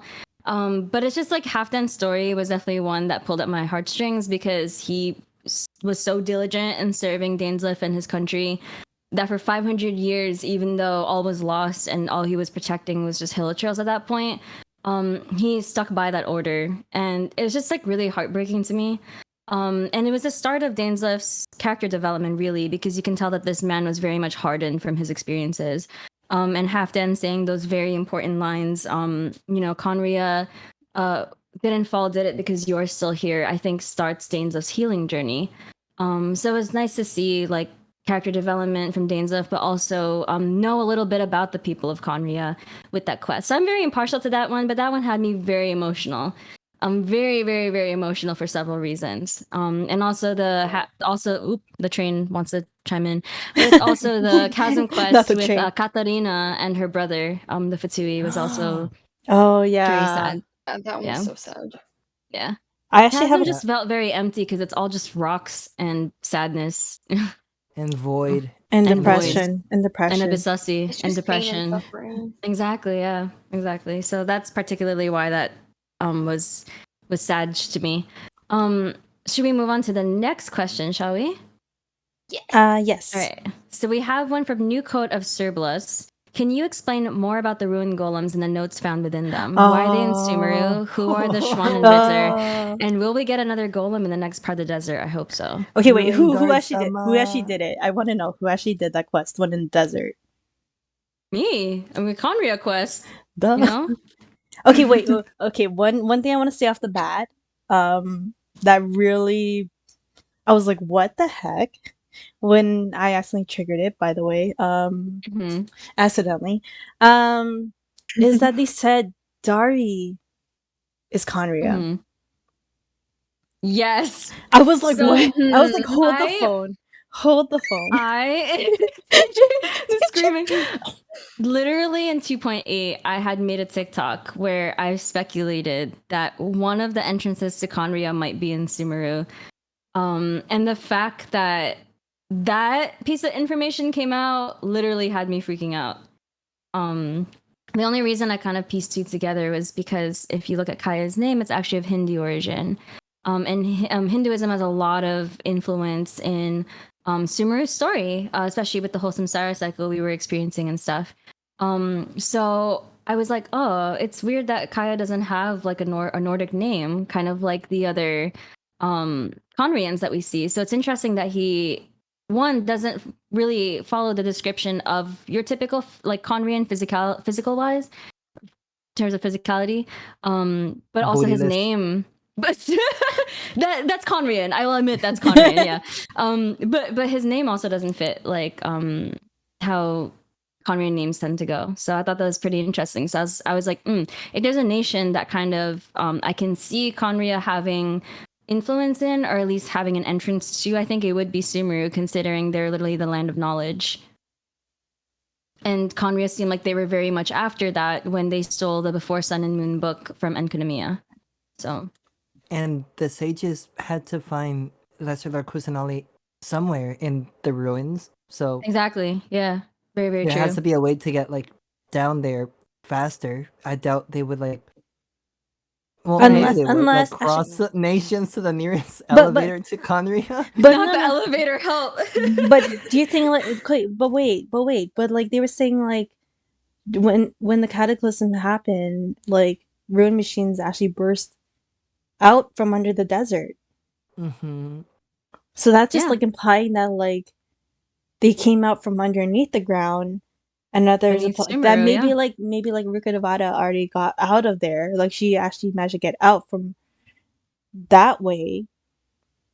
But like it could also play into the role of how the chasm story happened. That really there's like something deep beneath, and not like it's all layers and layers. Are we gonna talk about layers, guys? We're gonna talk about layers. Not the onions, please. Not the onions again. No. We gotta talk about layers. But like, you know, it's like in the chasm, it's like they were going down deep into the earth or into the ground because it's Teyvat, not earth. To fight something deep below. And if Conria is below the desert, even though we have the ruins of Dari in the Valley of Dari, something doesn't seem right. Like, what are the chances are that, like, it's kind of like the world... I feel like if we have the ruins up on the surface of Teyvat, what if the whole entire world is just imploding on itself and just compressing? And I don't know if I like that. And this like this thing that's trying to that was trying to attack them from the chasm is just like give me chills, because it's just like trying to like eat at their world, and it's just layers and layers of the world, and it's just pushing up and compressing the previous world that was there. Right, absolutely. Wow, MiHoYoverse really took like a whole physics minor in order to do this, do this game.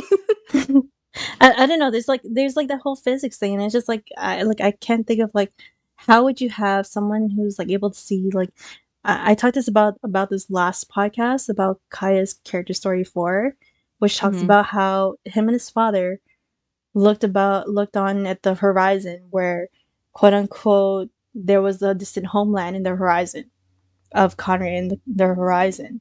Like, you're talking that the only way that could have happened is if you're looking at the ruins of Dari. Stop. But and then Nakaya having a Hindi origin name. And just like just compress it and like all the thing that was like Makes trying sense. to eat like this. Okay, I'm gonna be touching on Golden Slumber because I'm closing my ears. I'm sorry, but like let me know when it's good for me to come back in. Okay, fine. I'll dodge the Golden Slumber for a second then. Yeah, ping me or something. Just think of like, I don't know, the darkness of like trying to eat at the earth. Basically, that was basically what was going on in the chasm. But like we talk about Elazar, how it's connected to the Irminsul tree, and it's like it's sick. But the only way you can get to figure out the problem is if you get to the root of the problem. What if the problem is in the roots of the Irminsul tree? Because the Irminsul tree roots are actually getting eaten in from the other worlds below the surface. I think taking a field trip soon. I think we lost Min there. I think she's still headphoneless. Min? Yeah, she's headphoneless. Oh, okay. No, I'm not talking about Golden Slumber. I won't talk about Golden Slumber. But like what is Should we call her back then? Yeah. Should we call her back? We good? Man, okay, I can come back. All right. See. I'm back. Okay, I didn't talk about Golden Summer. I just like I was just talking about like we swerved it. I swear. Okay, I'll just say it again. Because I think chat might not have heard it. But you know how it's like when you're talking about trying to figure out the problem of something? Yes. And Irminsul like is a tree. How do you find the problem? You go to the root of the problem. What if it's a literal root? The literal root.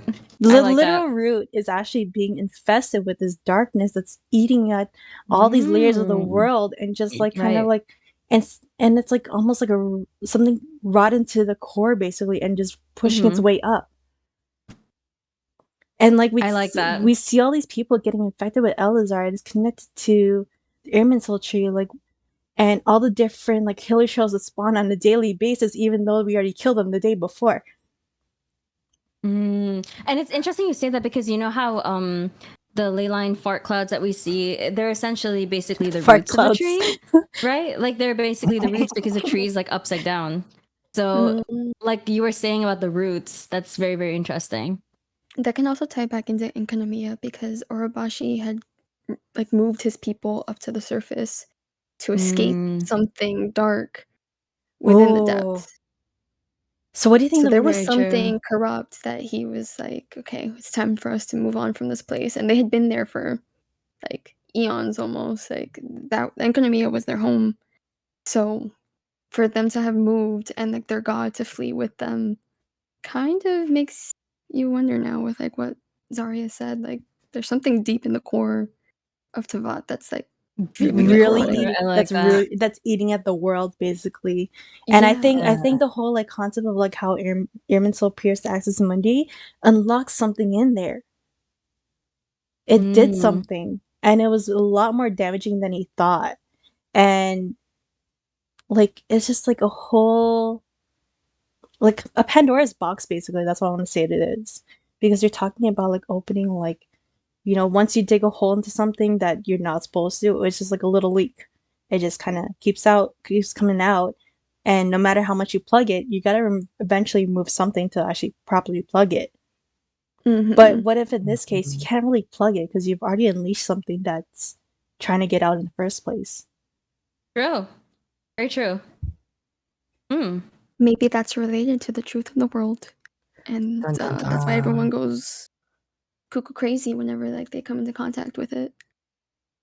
Do you think that's why Elazar, like that's what Elazar is? Maybe. Maybe. Actually, I would love to share with you guys like a theory that I have on. Okay, like, go ahead. Elazar. Yeah, I want to hear it. Let's go. I have been thinking for a while that, you know how like we have like the Conria curse that turned all of the people into hilly churls.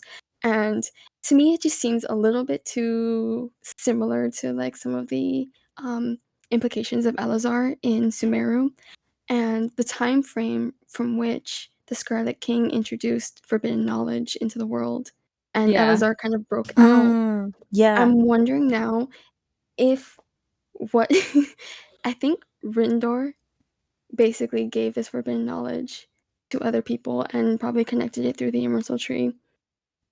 Because it just seems a little bit too familiar or too similar, like the occurrences of both of these things. Oh, Demi said the question that they submitted is related to this. That really changes up like the script on like where Celestia stands and where the Archons stand in terms of like how they handled Conria. Obviously, they destroyed a nation. That's like super fucked.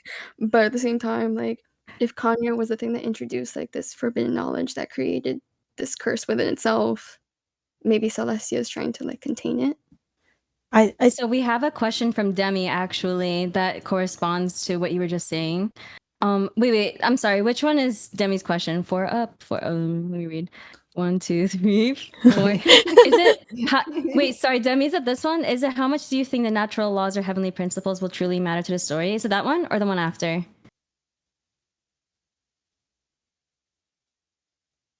Wait, almost exactly. Steph basically answered prematurely. Wait, was that the right question? Did she really? Steph, 2 giga brain. It's like, no, you didn't. You can ask the question after, and I'll tell you the answer before the question. Oh my god! Oh no! I've been having too many thoughts in Sumeru. Okay. Totally fair. Totally fair. Okay. Sumeru, do we have you think confirmation? you know where this is going? No, you don't. The second part question. Okay, got you. Is it this one? Why would the sages wait 500 years to create? Am I getting confused? Wait, I think. Am what? I reading everything out of order? I think in the forum. Oh, there's a 2-part question. Okay, wait. Wait, what? I'm looking at the Do you questions. see it? I'm looking at the questions you sent me, but I don't. Wait, which one? See, there's a 2-parter. Have we lost a question?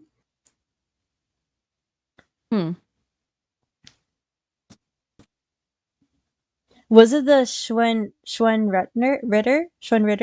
Is it that one? Is it the Schwan Ritter? I guess I think the names and questions got a little bit out of order, just like a smidge out of order.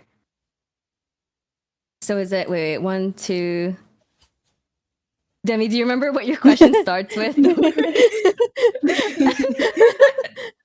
We have how do you think, or why would the sages, or how much do you think, or how important to you guys, or what do you think, or the toilet theory. Not the toilet theory. It's my fault. I might be reading everything out of order. It's probably why.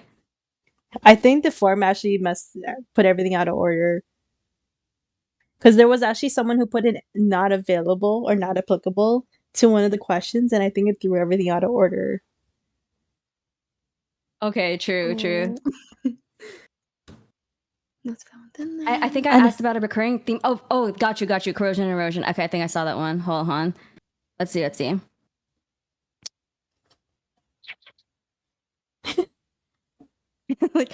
Oh wait, did it? Hold on. Oh, corrosion. Help. Oh no. Well, okay. Well. Is it what's infecting the Irminsul? What's going on I got it. What's infecting Irminsul? What's going on in the recurring corrosion substances appearing in lots of regions? Is it related to the history of Conria versus the Abyss? Is that it? I think it's right. Importance to the greater story, and then directly as the relation to Irminsul and other regions. That's what Demi said. And will it have importance to the greater story? And then directly ask relation to Irminsul and other regions. I think it has to have greater importance or like to other regions, because during, I think it's Act 3 or Act 4, Haitham makes a statement and he says that everything in the natural world is inexplicably connected to Irminsul. I love that. Yeah. I love how Stephanie literally has like the actual quote and stuff. That's like impressive. That notebook must be bussin', just saying. Are you sure that's yeah, not that's Al very, Haytham's very notebook impressive. there? The book that he's been reading? Oh, ayo. Well, he was reading a physics notebook, wasn't he? And you Yeah, sure he it could have been his was. notes. He It was could have been Definitely his notes stole because it. he could have also put the notes in there in the back, and you know the last couple pages that are like, here's a couple lines. Feel free to jot your notes. Right, right. So I wonder if actually, so Demi, to answer that question, like, do you think that erosion has something to do with the Irminsul?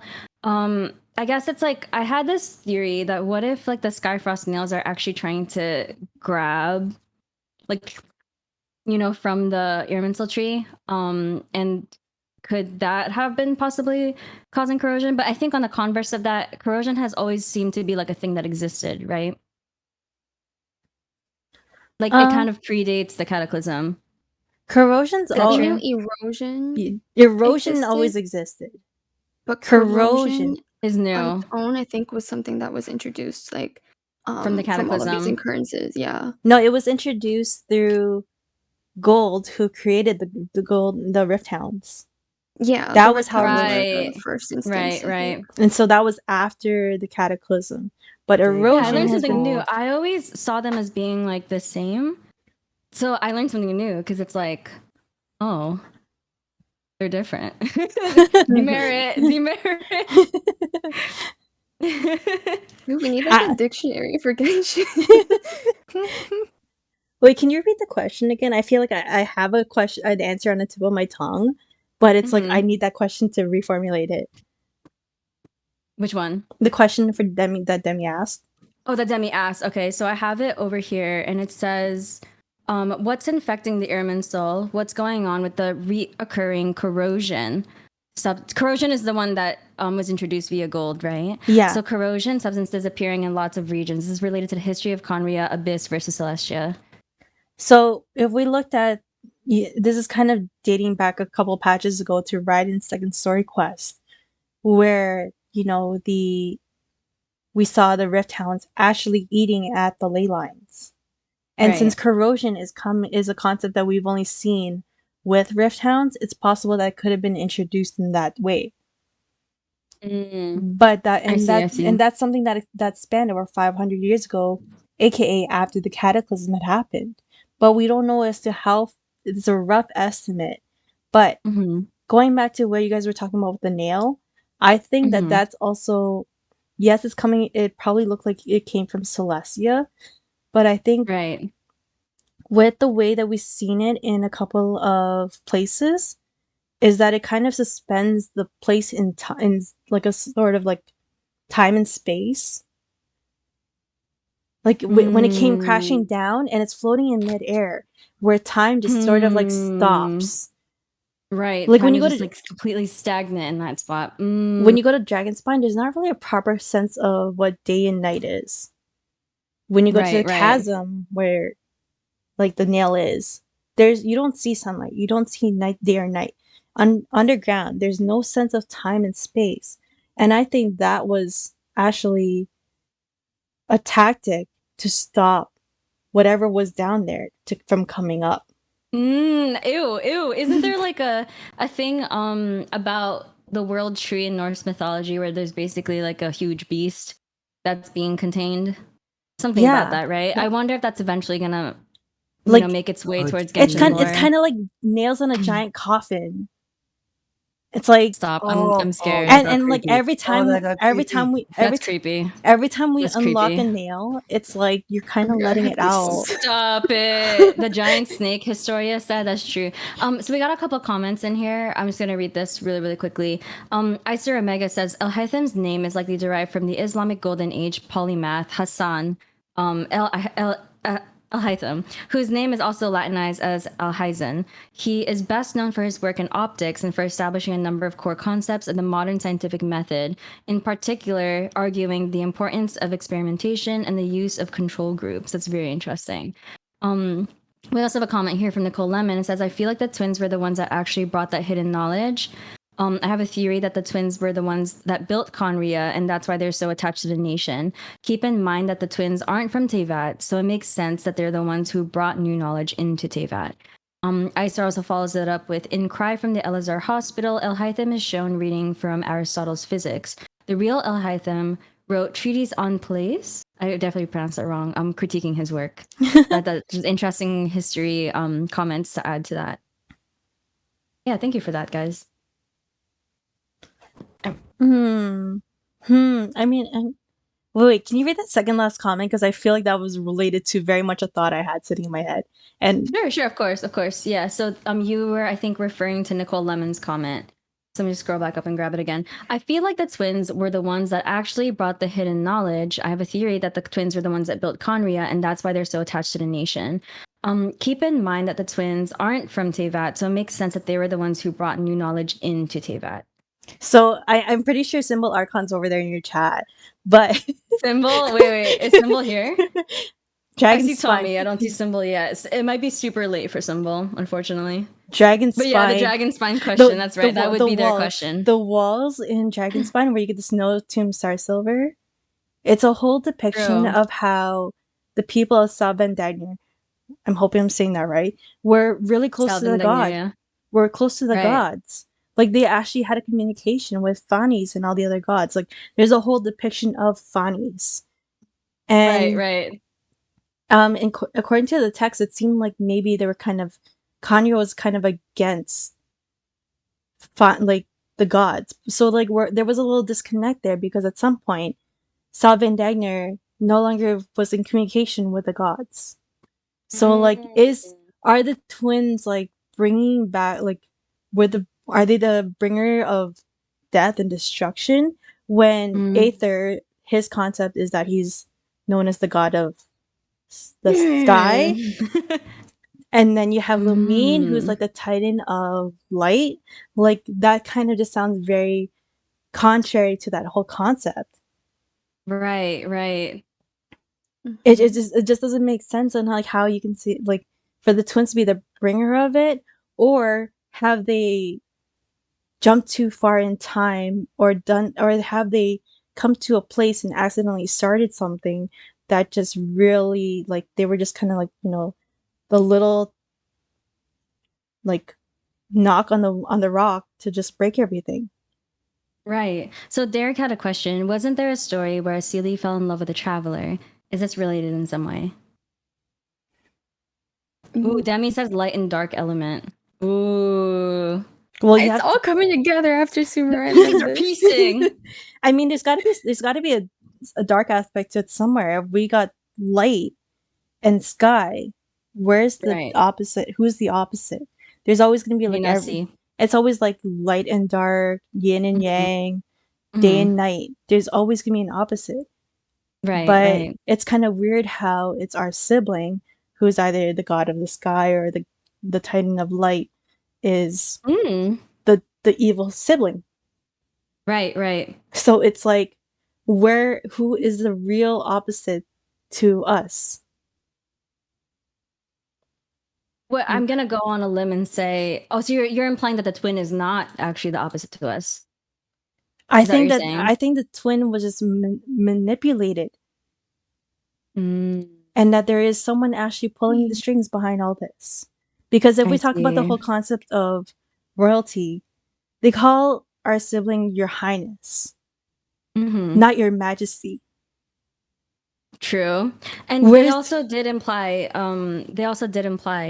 that I think in one of the first Archon quests with Kaya saying that we're not even sure that the twin is even the highest hierarchy in this order. So they could totally have been like working under someone, which I thought was very interesting. Gold. What if it's gold? Yeah, what if it's gold? True.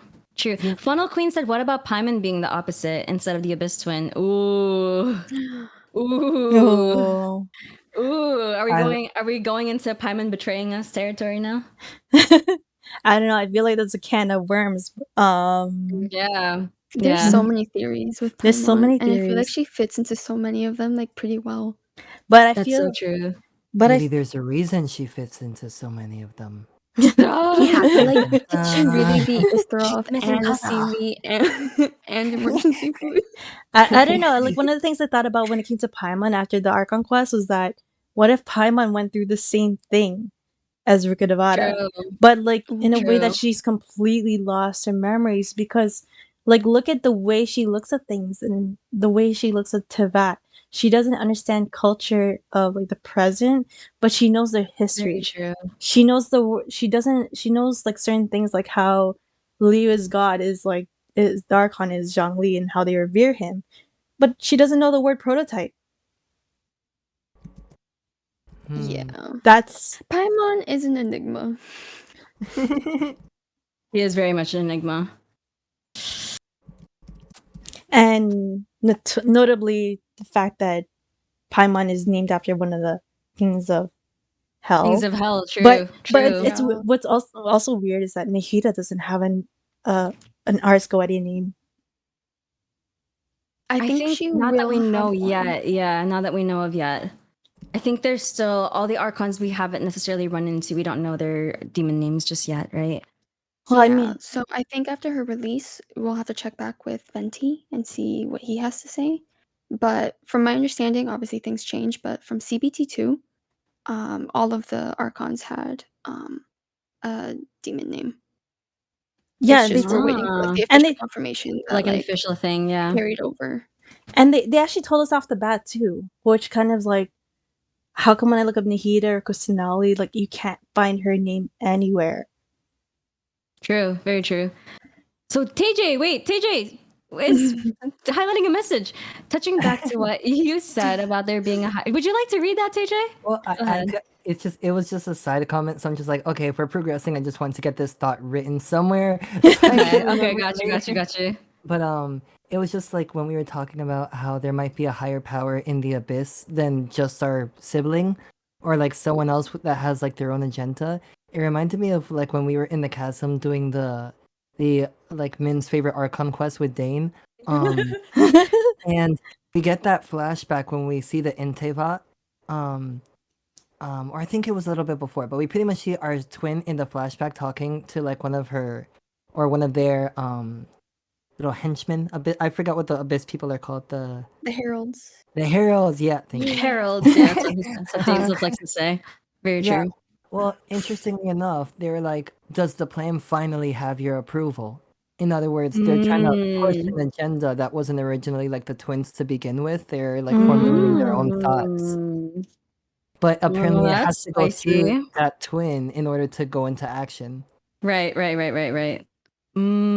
was like, there's another mind at work here. There's another layer to this. Guys, the whole world is an onion. Teyvat is a whole onion.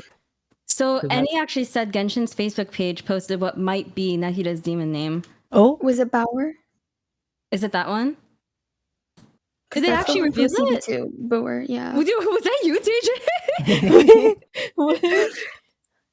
Bauer, is that how you pronounce it? I think they also released the name of possibly the Hydra Archon, didn't they?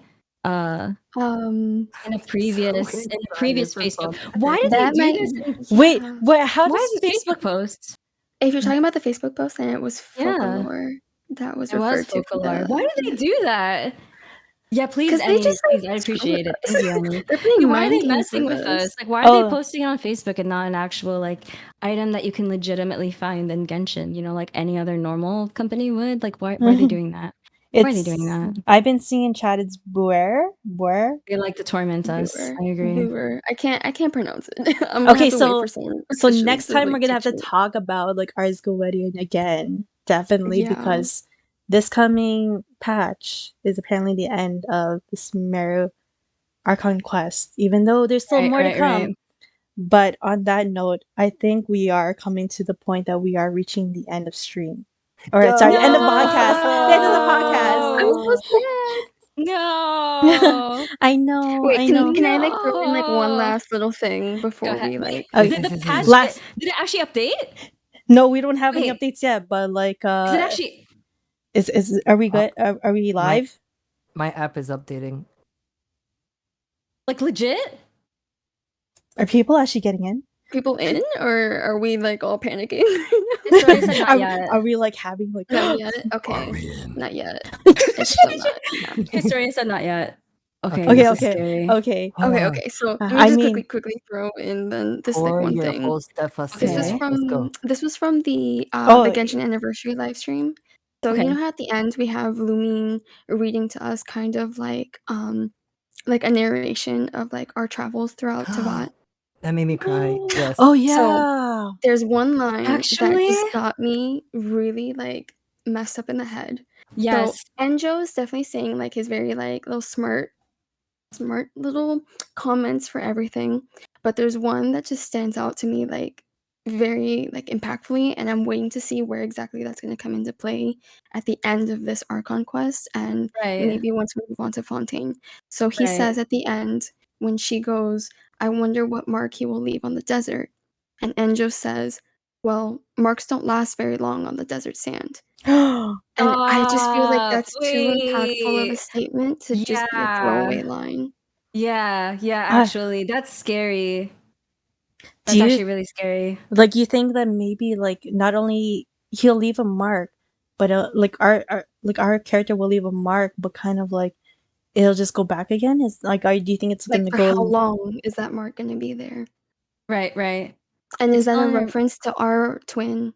Like our trust our Enjo to abyss do that. twin? Trust Enjo, of course Enjo would. Yes, Enjo's Oh. like I can't wait till we get him back. I just need another Same. customer Playable for real. Enjo win. So I have a question for you.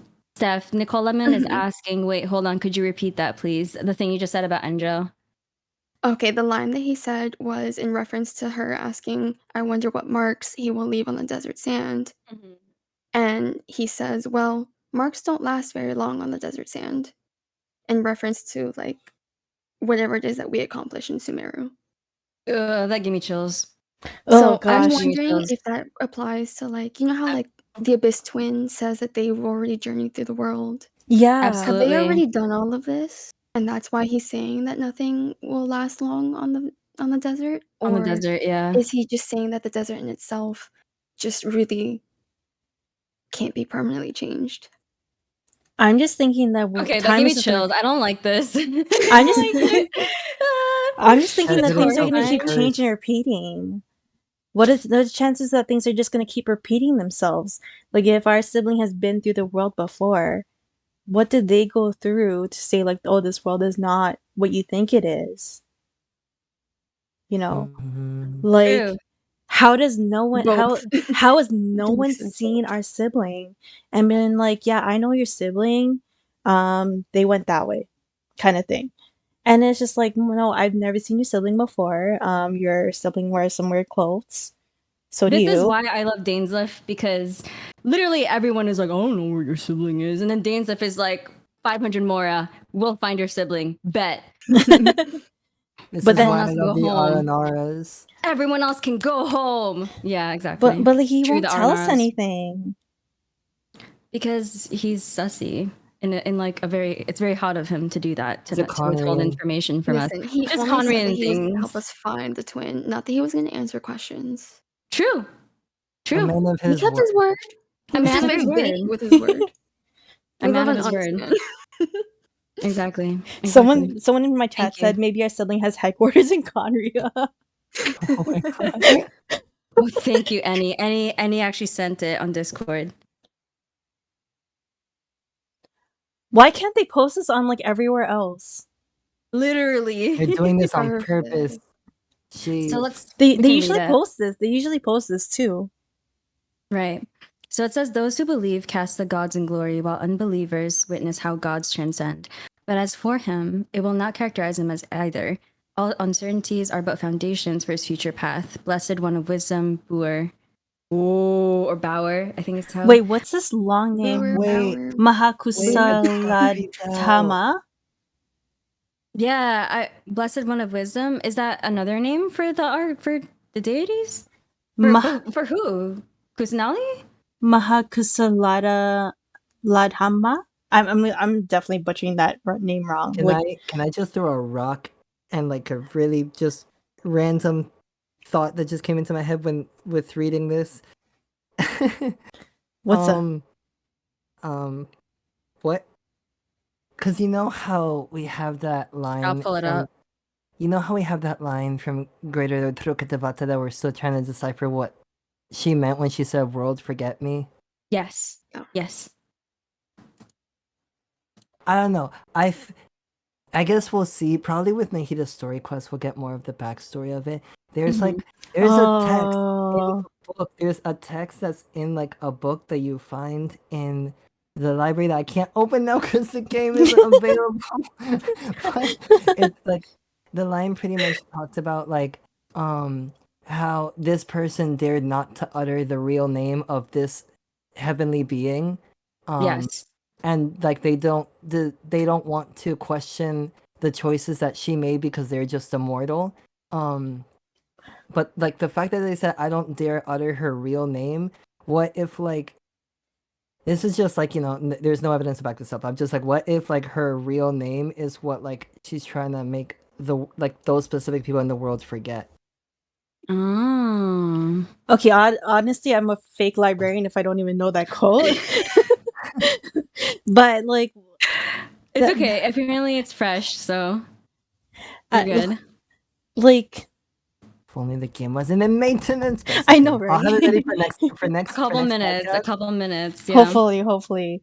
But oh my god, like what Like if that 10 minutes possibly. what if that name is the secret to unlocking her power? True. Like by recognizing or finding out that who she really is what really summons forth the real Rukkhadevata. No, we're not gonna forget you. We're gonna remember you harder.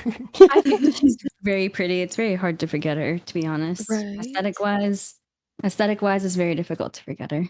Mm-hmm. Yeah. This is toilet theory for a giggle. You know, Conrad. No. What's this toilet theory I No. keep hearing about? Absolutely not. Do I want to no, open this? no. Oh no! Oh No, wait! we're not visiting this. Oh wait! No. Oh wait! Oh, I the know. plumbing? We're not unlocking that can of worms. We're not talking about is there plumbing in Teyvat? Absolutely not. Okay, fine. We'll talk about this one then. If we're not going to talk about plumbing, we'll talk about something that does require pipes. Okay, ice cream cheese is like triggered now. Yeah, okay, pipes. What about it? Give it to us. The ruined golems. The ruined golems. Ah, true, pipes. Yeah, the ruined golems. The ruined golems. Okay, yeah. What about it? Do you think there's going to be another one? Because they're talking about how there's more. The more the merrier, in my opinion. I would love more. I think to go on a date with? Ruin Guard Summers. Yeah. More dates, more fun. Yeah, exactly. No one ever said you had to settle for one. That's the first one. Now we're getting re-invited. Date number 2. Let's go. Exactly. Date number 3, technically. But like, what I'm like, if they're from like underground, from like Conria, imagine like how did you house all these ruined golems in Conria? Like, look at how big they are.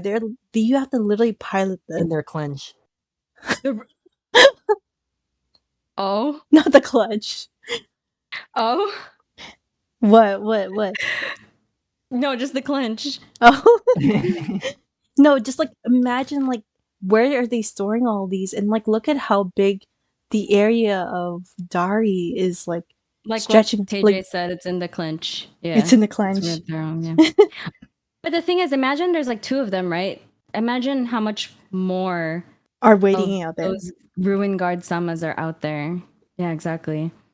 Jeez. Do they have a model number? No, because I think you can tell approximately how many of them have been manufactured based off the number. That's what you were saying, right, Zaria? Yeah, there was that model, like but I don't think. Let me double check. Did I write it down? Okay. No, it actually didn't have a model number. It doesn't. Okay. It doesn't. Interesting. Like we have like the model number for like the perpetual mechanical array, the Drake. That's a little suspicious.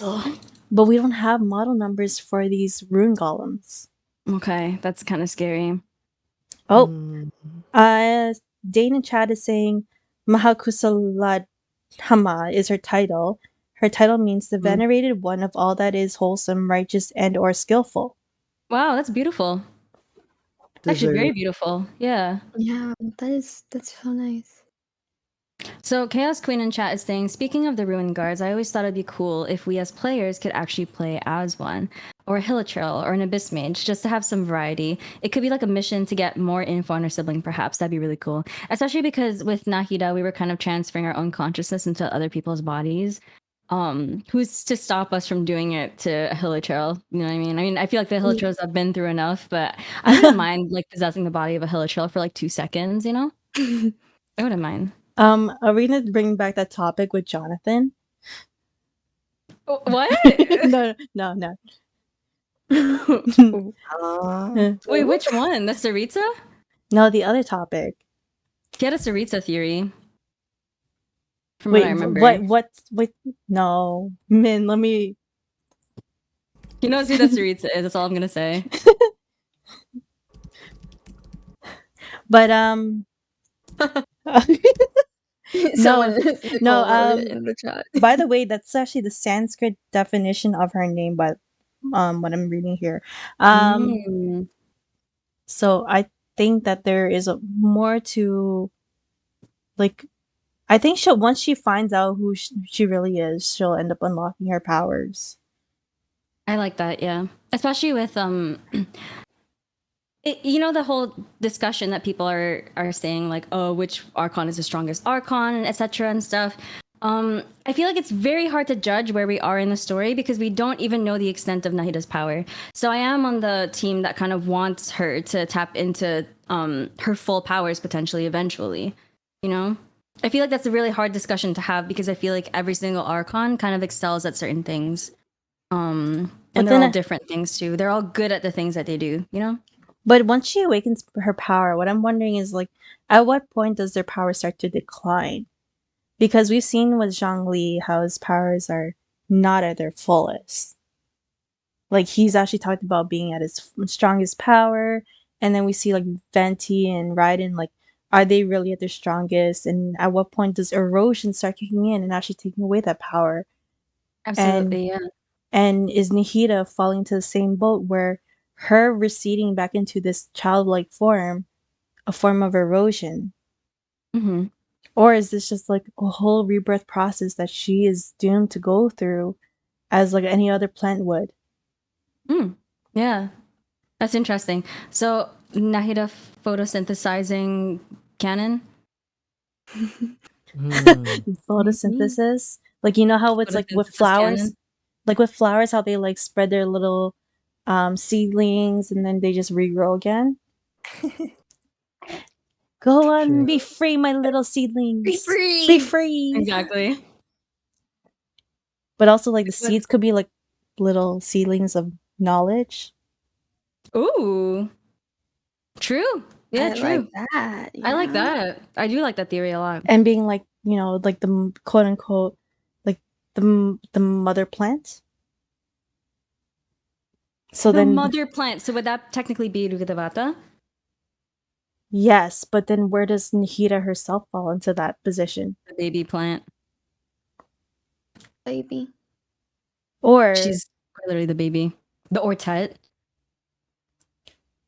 Rukadavata's life was the stem, and you cut off the flower and have it regrow. Maybe? Oh, so are you implying that the Irminsul is actually like the roots in that analogy? I'm kind of implying that it's a bit of both. And actually, you know what? I don't think we've seen the full Irminsul tree yet. Oh, I like that. Yeah, it is weird because it kind of looks like the Irminsul's withering away. Did anyone else have that impression in the clip where Nahida looked like she was crying? It looked like the Irminsul was sort of kind of withering away, and that's kind of creepy. Oh, yeah. No, but then it's just like, you know, the Tory says like, oh, that's the truth of the Irminsul tree. And it's like, is it withering away because of like, she's like, that's the root? Or is it because of like something else? Like, what's going on there? But I do agree with you about like that we haven't seen the entirety of the Irminsul tree because it's meant to be massive. I'm pretty sure it's like what we're seeing is like a small little branch. Yeah, we're seeing like a portion of it. Maybe just like the portion that's like connected to this region. But in a limited event, I hate that they put lore in limited events, but alas, I agree. Here we are. Definitely. It was the limited event with Xinyan and Tartaglia. Absolutely, yeah. That during his time in the Abyss, that he fought amongst the branches or the roots of the great tree. And he made it seem like it was this big tree that he's like jumping between roots and fighting all these abyss monsters. So if it's just this one thing that we're seeing in like these cutscenes in Sumeru, it just kind of feels like that's Maybe just a portion of it. Possibly, yeah. So, Behold the Dark Queen has something to add. I have a theory that Aranara will help us save Herm Aranara are able to enter dreams or are able to say, okay, I got it. I have a theory that the Aranara will help us save her. Aranara are able to enter dreams, and what happens there is real. The Aranara could dream hop if they suspect something going on in the forest and meet up with the traveler. And if the Tore burns a tree, they might throw their bodies on the tree to put it out. Stop! That would be really sad. I would literally cry Oh, so please. That's bad. going to be so heartbreaking. Oh, Oh, no. Your name is so fitting for that. Oh my god. No way. I don't think I can handle on brand. I like that. I don't know if I can handle that either. I won't complete this. I'm sorry, guys. I will cry for sure. I'll live through YouTube videos to get through like the rest of the story. I won't do it. I need to hear their waddling for the rest of my life. I just want to protect everyone. Like, why do you have to do this to me and do us dirty like this? Their little singing in Nahida's latest like demo thing that came out, my heart was just like, oh, they're so cute. So precious. And the little waddle sound when they waddle. Oh my god, I love it so much. It gives me like straight serotonin vibes. It does. Oh, the sound effects that they give him is so cute. Dane's got a song for us. Baby plant, baby plant. No, please. Candy said, what if the remains of Conray is hidden within the boundaries of the fabric of time and space instead of being underground? That gave me chills. Trixie's like, boop, boop, boop. ADHD Bard said they're cute little screams, like the R&R throwing themselves. Evil. Why are you so dark? What is late night streams doing to you guys? Apparently, like when we're heading into because we ended in a dark episode, we gotta keep that dark vibes until we save our little cabbage princess. Totally fair. Our little cabbage princess. Yeah, totally fair. I mean, I guess I like dark. Oh, I will say I like dark stuff. One thing I forgot to ask you guys. Speaking of the whole princess and everything stuff, what chess piece do you think she is? The princess. Sorry, which princess are we talking about? Which chess piece do you think she is? Her Gnosis. Because we got Sarita? No, Nahida. Oh, Nahida. Oh, okay. All right. I think she's gonna be a bishop, in my opinion. Because if you look at slime theory, and you pair up the slimes with the protrusions on their heads, you have Cryo and Geo that both signify the rook, and they both have helmets on them. Mm-hmm. And then you have the little antenna sticking out of the Electro one. It's a protrusion coming out of the head, as well as Dendro. It's like a little thing, a little flower that sticks out of their head. It looks like bishop. Sounds like bishop to me. I've always accepted it as bishop. And then you have the horns on the Pyro and the Hydro slimes, which could be the knight. And then Venti being the odd one out, I think a lot of Venti attribute Venti's Gnosis as being the queen piece. Yeah.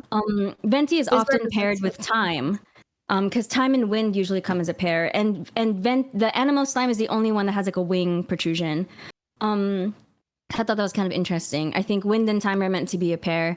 And technically, because Fanis was a winged being, had wings and a crown on its head. And the four shining shades were technically made in the image of Fanis, right? So it's safe to say that they might even have wings on their head as well. And I think Ishtroth representing the whole time and wind aspect makes me think that there's, I don't know, it's me a time slime, but it makes me think that time might be the king piece. Guys, I had a really dumb idea just now. Ooh. What is it? Nothing's dumb. In the realm of speculation, nothing's dumb. On the topic of chess pieces and how Venti seems to have apparently known us, and Venti is close to in his hello line. Yep. And Venti is the king piece, but also wind is associated with time. True. The only one we see wearing a crown in this whole entire game so far is Paimon. But what if Paimon, like we didn't have our powers until we met Paimon. What if Paimon? So what is A's piece? I think the bishop. I'm gonna go off of women say bishop. What if Paimon is our Gnosis? Wait, who did you say was the bishop? And we didn't get our powers because we didn't have our Gnosis. we became strong according to the game, that we're really strong, and we're stronger and we're always talking about how we're like stuck with Paimon basically, and we're just growing stronger and stronger and just trying to relearn the world. But like Venti knows us personally as if we've met each other before. If Wind is close to time, how does Venti know us so personally? Hey, Zaria, wait, you're onto something there. I don't That could like also lead to this. why. That could also lead to why we never see And Paimon during a battle. you cannot finish a chess game without checkmating the king. But what if the king keeps moving around? You can only move one spot at a time, versus the fact when we're playing the game, we're limited by how many places we can move by because of the red border. Or that Paimon's like saying, "Hey, why don't we explore that area later?" Because we're not allowed to make that move yet. Zaria, I'm scared. I'm scared. Like, what if that's like the thing? Like, what if, like, Paimon's directing us to all these statues, and they're kind of supplying us with our power, but at the same time, it's like they're kind of like it's kind of like the king is just being safeguarded by all these statues who could be essentially the pawns of the chessboard. Because there's so many statues all over the world, all over Teyvat that we've seen. I'm scared. In a chess game, there's a lot of pawns on the table. True. Very true. Something really interesting about chess and like possibly connecting the traveler's place on the chessboard is that even though it's just there are a lot of pawns within the game, in a chess game, if you can get a pawn to reach the opposite side of the board, the very end, then they can technically transform into any other piece on the board. And you know where that also applies? The upside down statue of 7. Stop it! Stop! I have to say, no, like really, like the pieces are piecing. It makes sense. They turned it upside down to actually like become a part of the abyss, to actually become like garner all those powers. And everyone's like, oh, everyone talked about you, everyone knows you in the files. Well, like, that's because you're the most sought after person, that's like, but also the person that we don't want getting to the other side to get to our king. But the only way to like get to the king is kind of like if you get rid of everyone on their side of the playing field. So that means you have to deal with all your kings, pawns, bishops, rooks, all that stuff, until there's only the kings left, right? Or like until you got a checkmate. But what if at this point, instead of like everyone else in the game going forward, they're kind of staying behind, and the only one that can move forward is the king, one step at a time on the chessboard? I don't like this. I'm scared. It's I'm like, actually scared. Mom, pick me up. I want to go home. I want to go home. I don't like this. This is like a whole horror story of its own, even though Halloween was just yesterday. Sorry, guys. Yeah, no, but I think it's beautiful though. We have a couple questions asking who do you think the king is. But before we answer those questions, Spring Peaches said, Lore Keeper team, thought on King Deshret Scarlet King. I forgot to tag when I asked. Was curious if Team Lore Keepers had thoughts on the El Haitham theory. El Haitham equal the Scarlet King theory. So what are we can go around the table and ask what your individual thoughts are on those. I'm gonna say it sounds like a very possible reason, but I'm gonna say no to it. A lot of the factual stuff that, like the Lay of Al-Ahmar, you can actually pick it up in the Academia in the House of Dana, by the way, on a table somewhere. It actually talks about how Al-Ahmar left his body behind, like to the point that it disintegrated, and that his soul actually went into the depths of the abyss. So it delved into darkness. So for him to have to reincarnate into Al Haitham, it sounds very far-fetched because his soul is essentially trapped into that darkness. So he became one with the Abussi. So there's no chance of him to actually free himself, because he's actually it's such a strong entity that it actually consumed the whole entire kingdom. It destroyed his kingdom in one night just by unlocking that power. So for him to essentially become Al Haitham, it sounds like a very busted theory. It sounds reasonable at first, but then when you look at the facts about how what he did, even in the Archon quest, it talks about how the king just basically unleashed something that just ruined the kingdom in one night, and Great Lord Rukkhadevata had to be there to kind of like stop everything from growing even worse. But there was, once you've taken something, like, that person is not able to come back. They've already gone to the other side. And I don't think we've seen a Hilichurl that's ever been able to come back into the other side. To be able to revert back to, like, whenever we kill them off, or have we ever seen, like, one that's, like, saying, oh, thank you for releasing my spirit. I'm free to go rest in peace. We have not. We have not, yeah. And so Al-Ahmar potentially becoming Al-Haitham reincarnated sounds very far-fetched for that reason, because he's already stuck. Dainsleif's been fighting it for 500 years. I don't know anyone, and like, you're talking about King Deshret, who's essentially a god. That is a huge amount of destruction on himself, and that says about how strong it is. So it's really a big reach. Yeah, I personally I share your opinion, where I think that I don't necessarily, I'm actually still doing research into this Spring Peaches, so I don't want to knock off the theory just yet and say that, like, I don't agree with it. I am in the middle of leaning towards, I don't think he's the Scarlet King, but I am still researching it. I'm not completely knocking out the possibility that he could still be.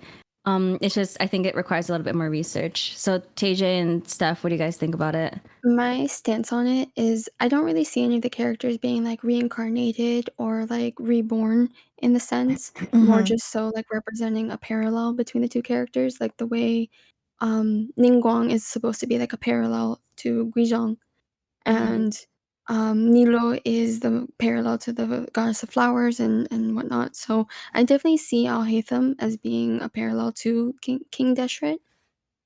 Just not so much in the sense of like, oh, he's the new like he's a reincarnation. Yeah, that's totally valid. He's just more of like a similarity between them. Totally valid. Yeah. Everyone's saying it's live. No, I'm seeing people actually saying they're getting kicked out as soon as they move to the Geo symbol. So Zhang Li putting down the giant pillar saying no. Sorry, not yet. Not yet. But I guess it might be around time to possibly say bye. As we wait, I guess we're in like the next couple minutes. It should be out soon, right? Yeah. So in the summary, I guess, what do you think about how, not only about if you want to talk about this whole entire podcast, or if you want to talk about like what your thoughts are about, 3.1 or 3.2, Min, what are your thoughts? I thought 3.1 was absolutely phenomenal. I really, really loved and adored the Archon quest that we experienced. I'm really all the more excited for 3.2 and how this whole story is going to wrap up. I feel like at the point where we are in the story is very unpredictable. So I'm excited to see where things go, I guess is my thoughts. Steph?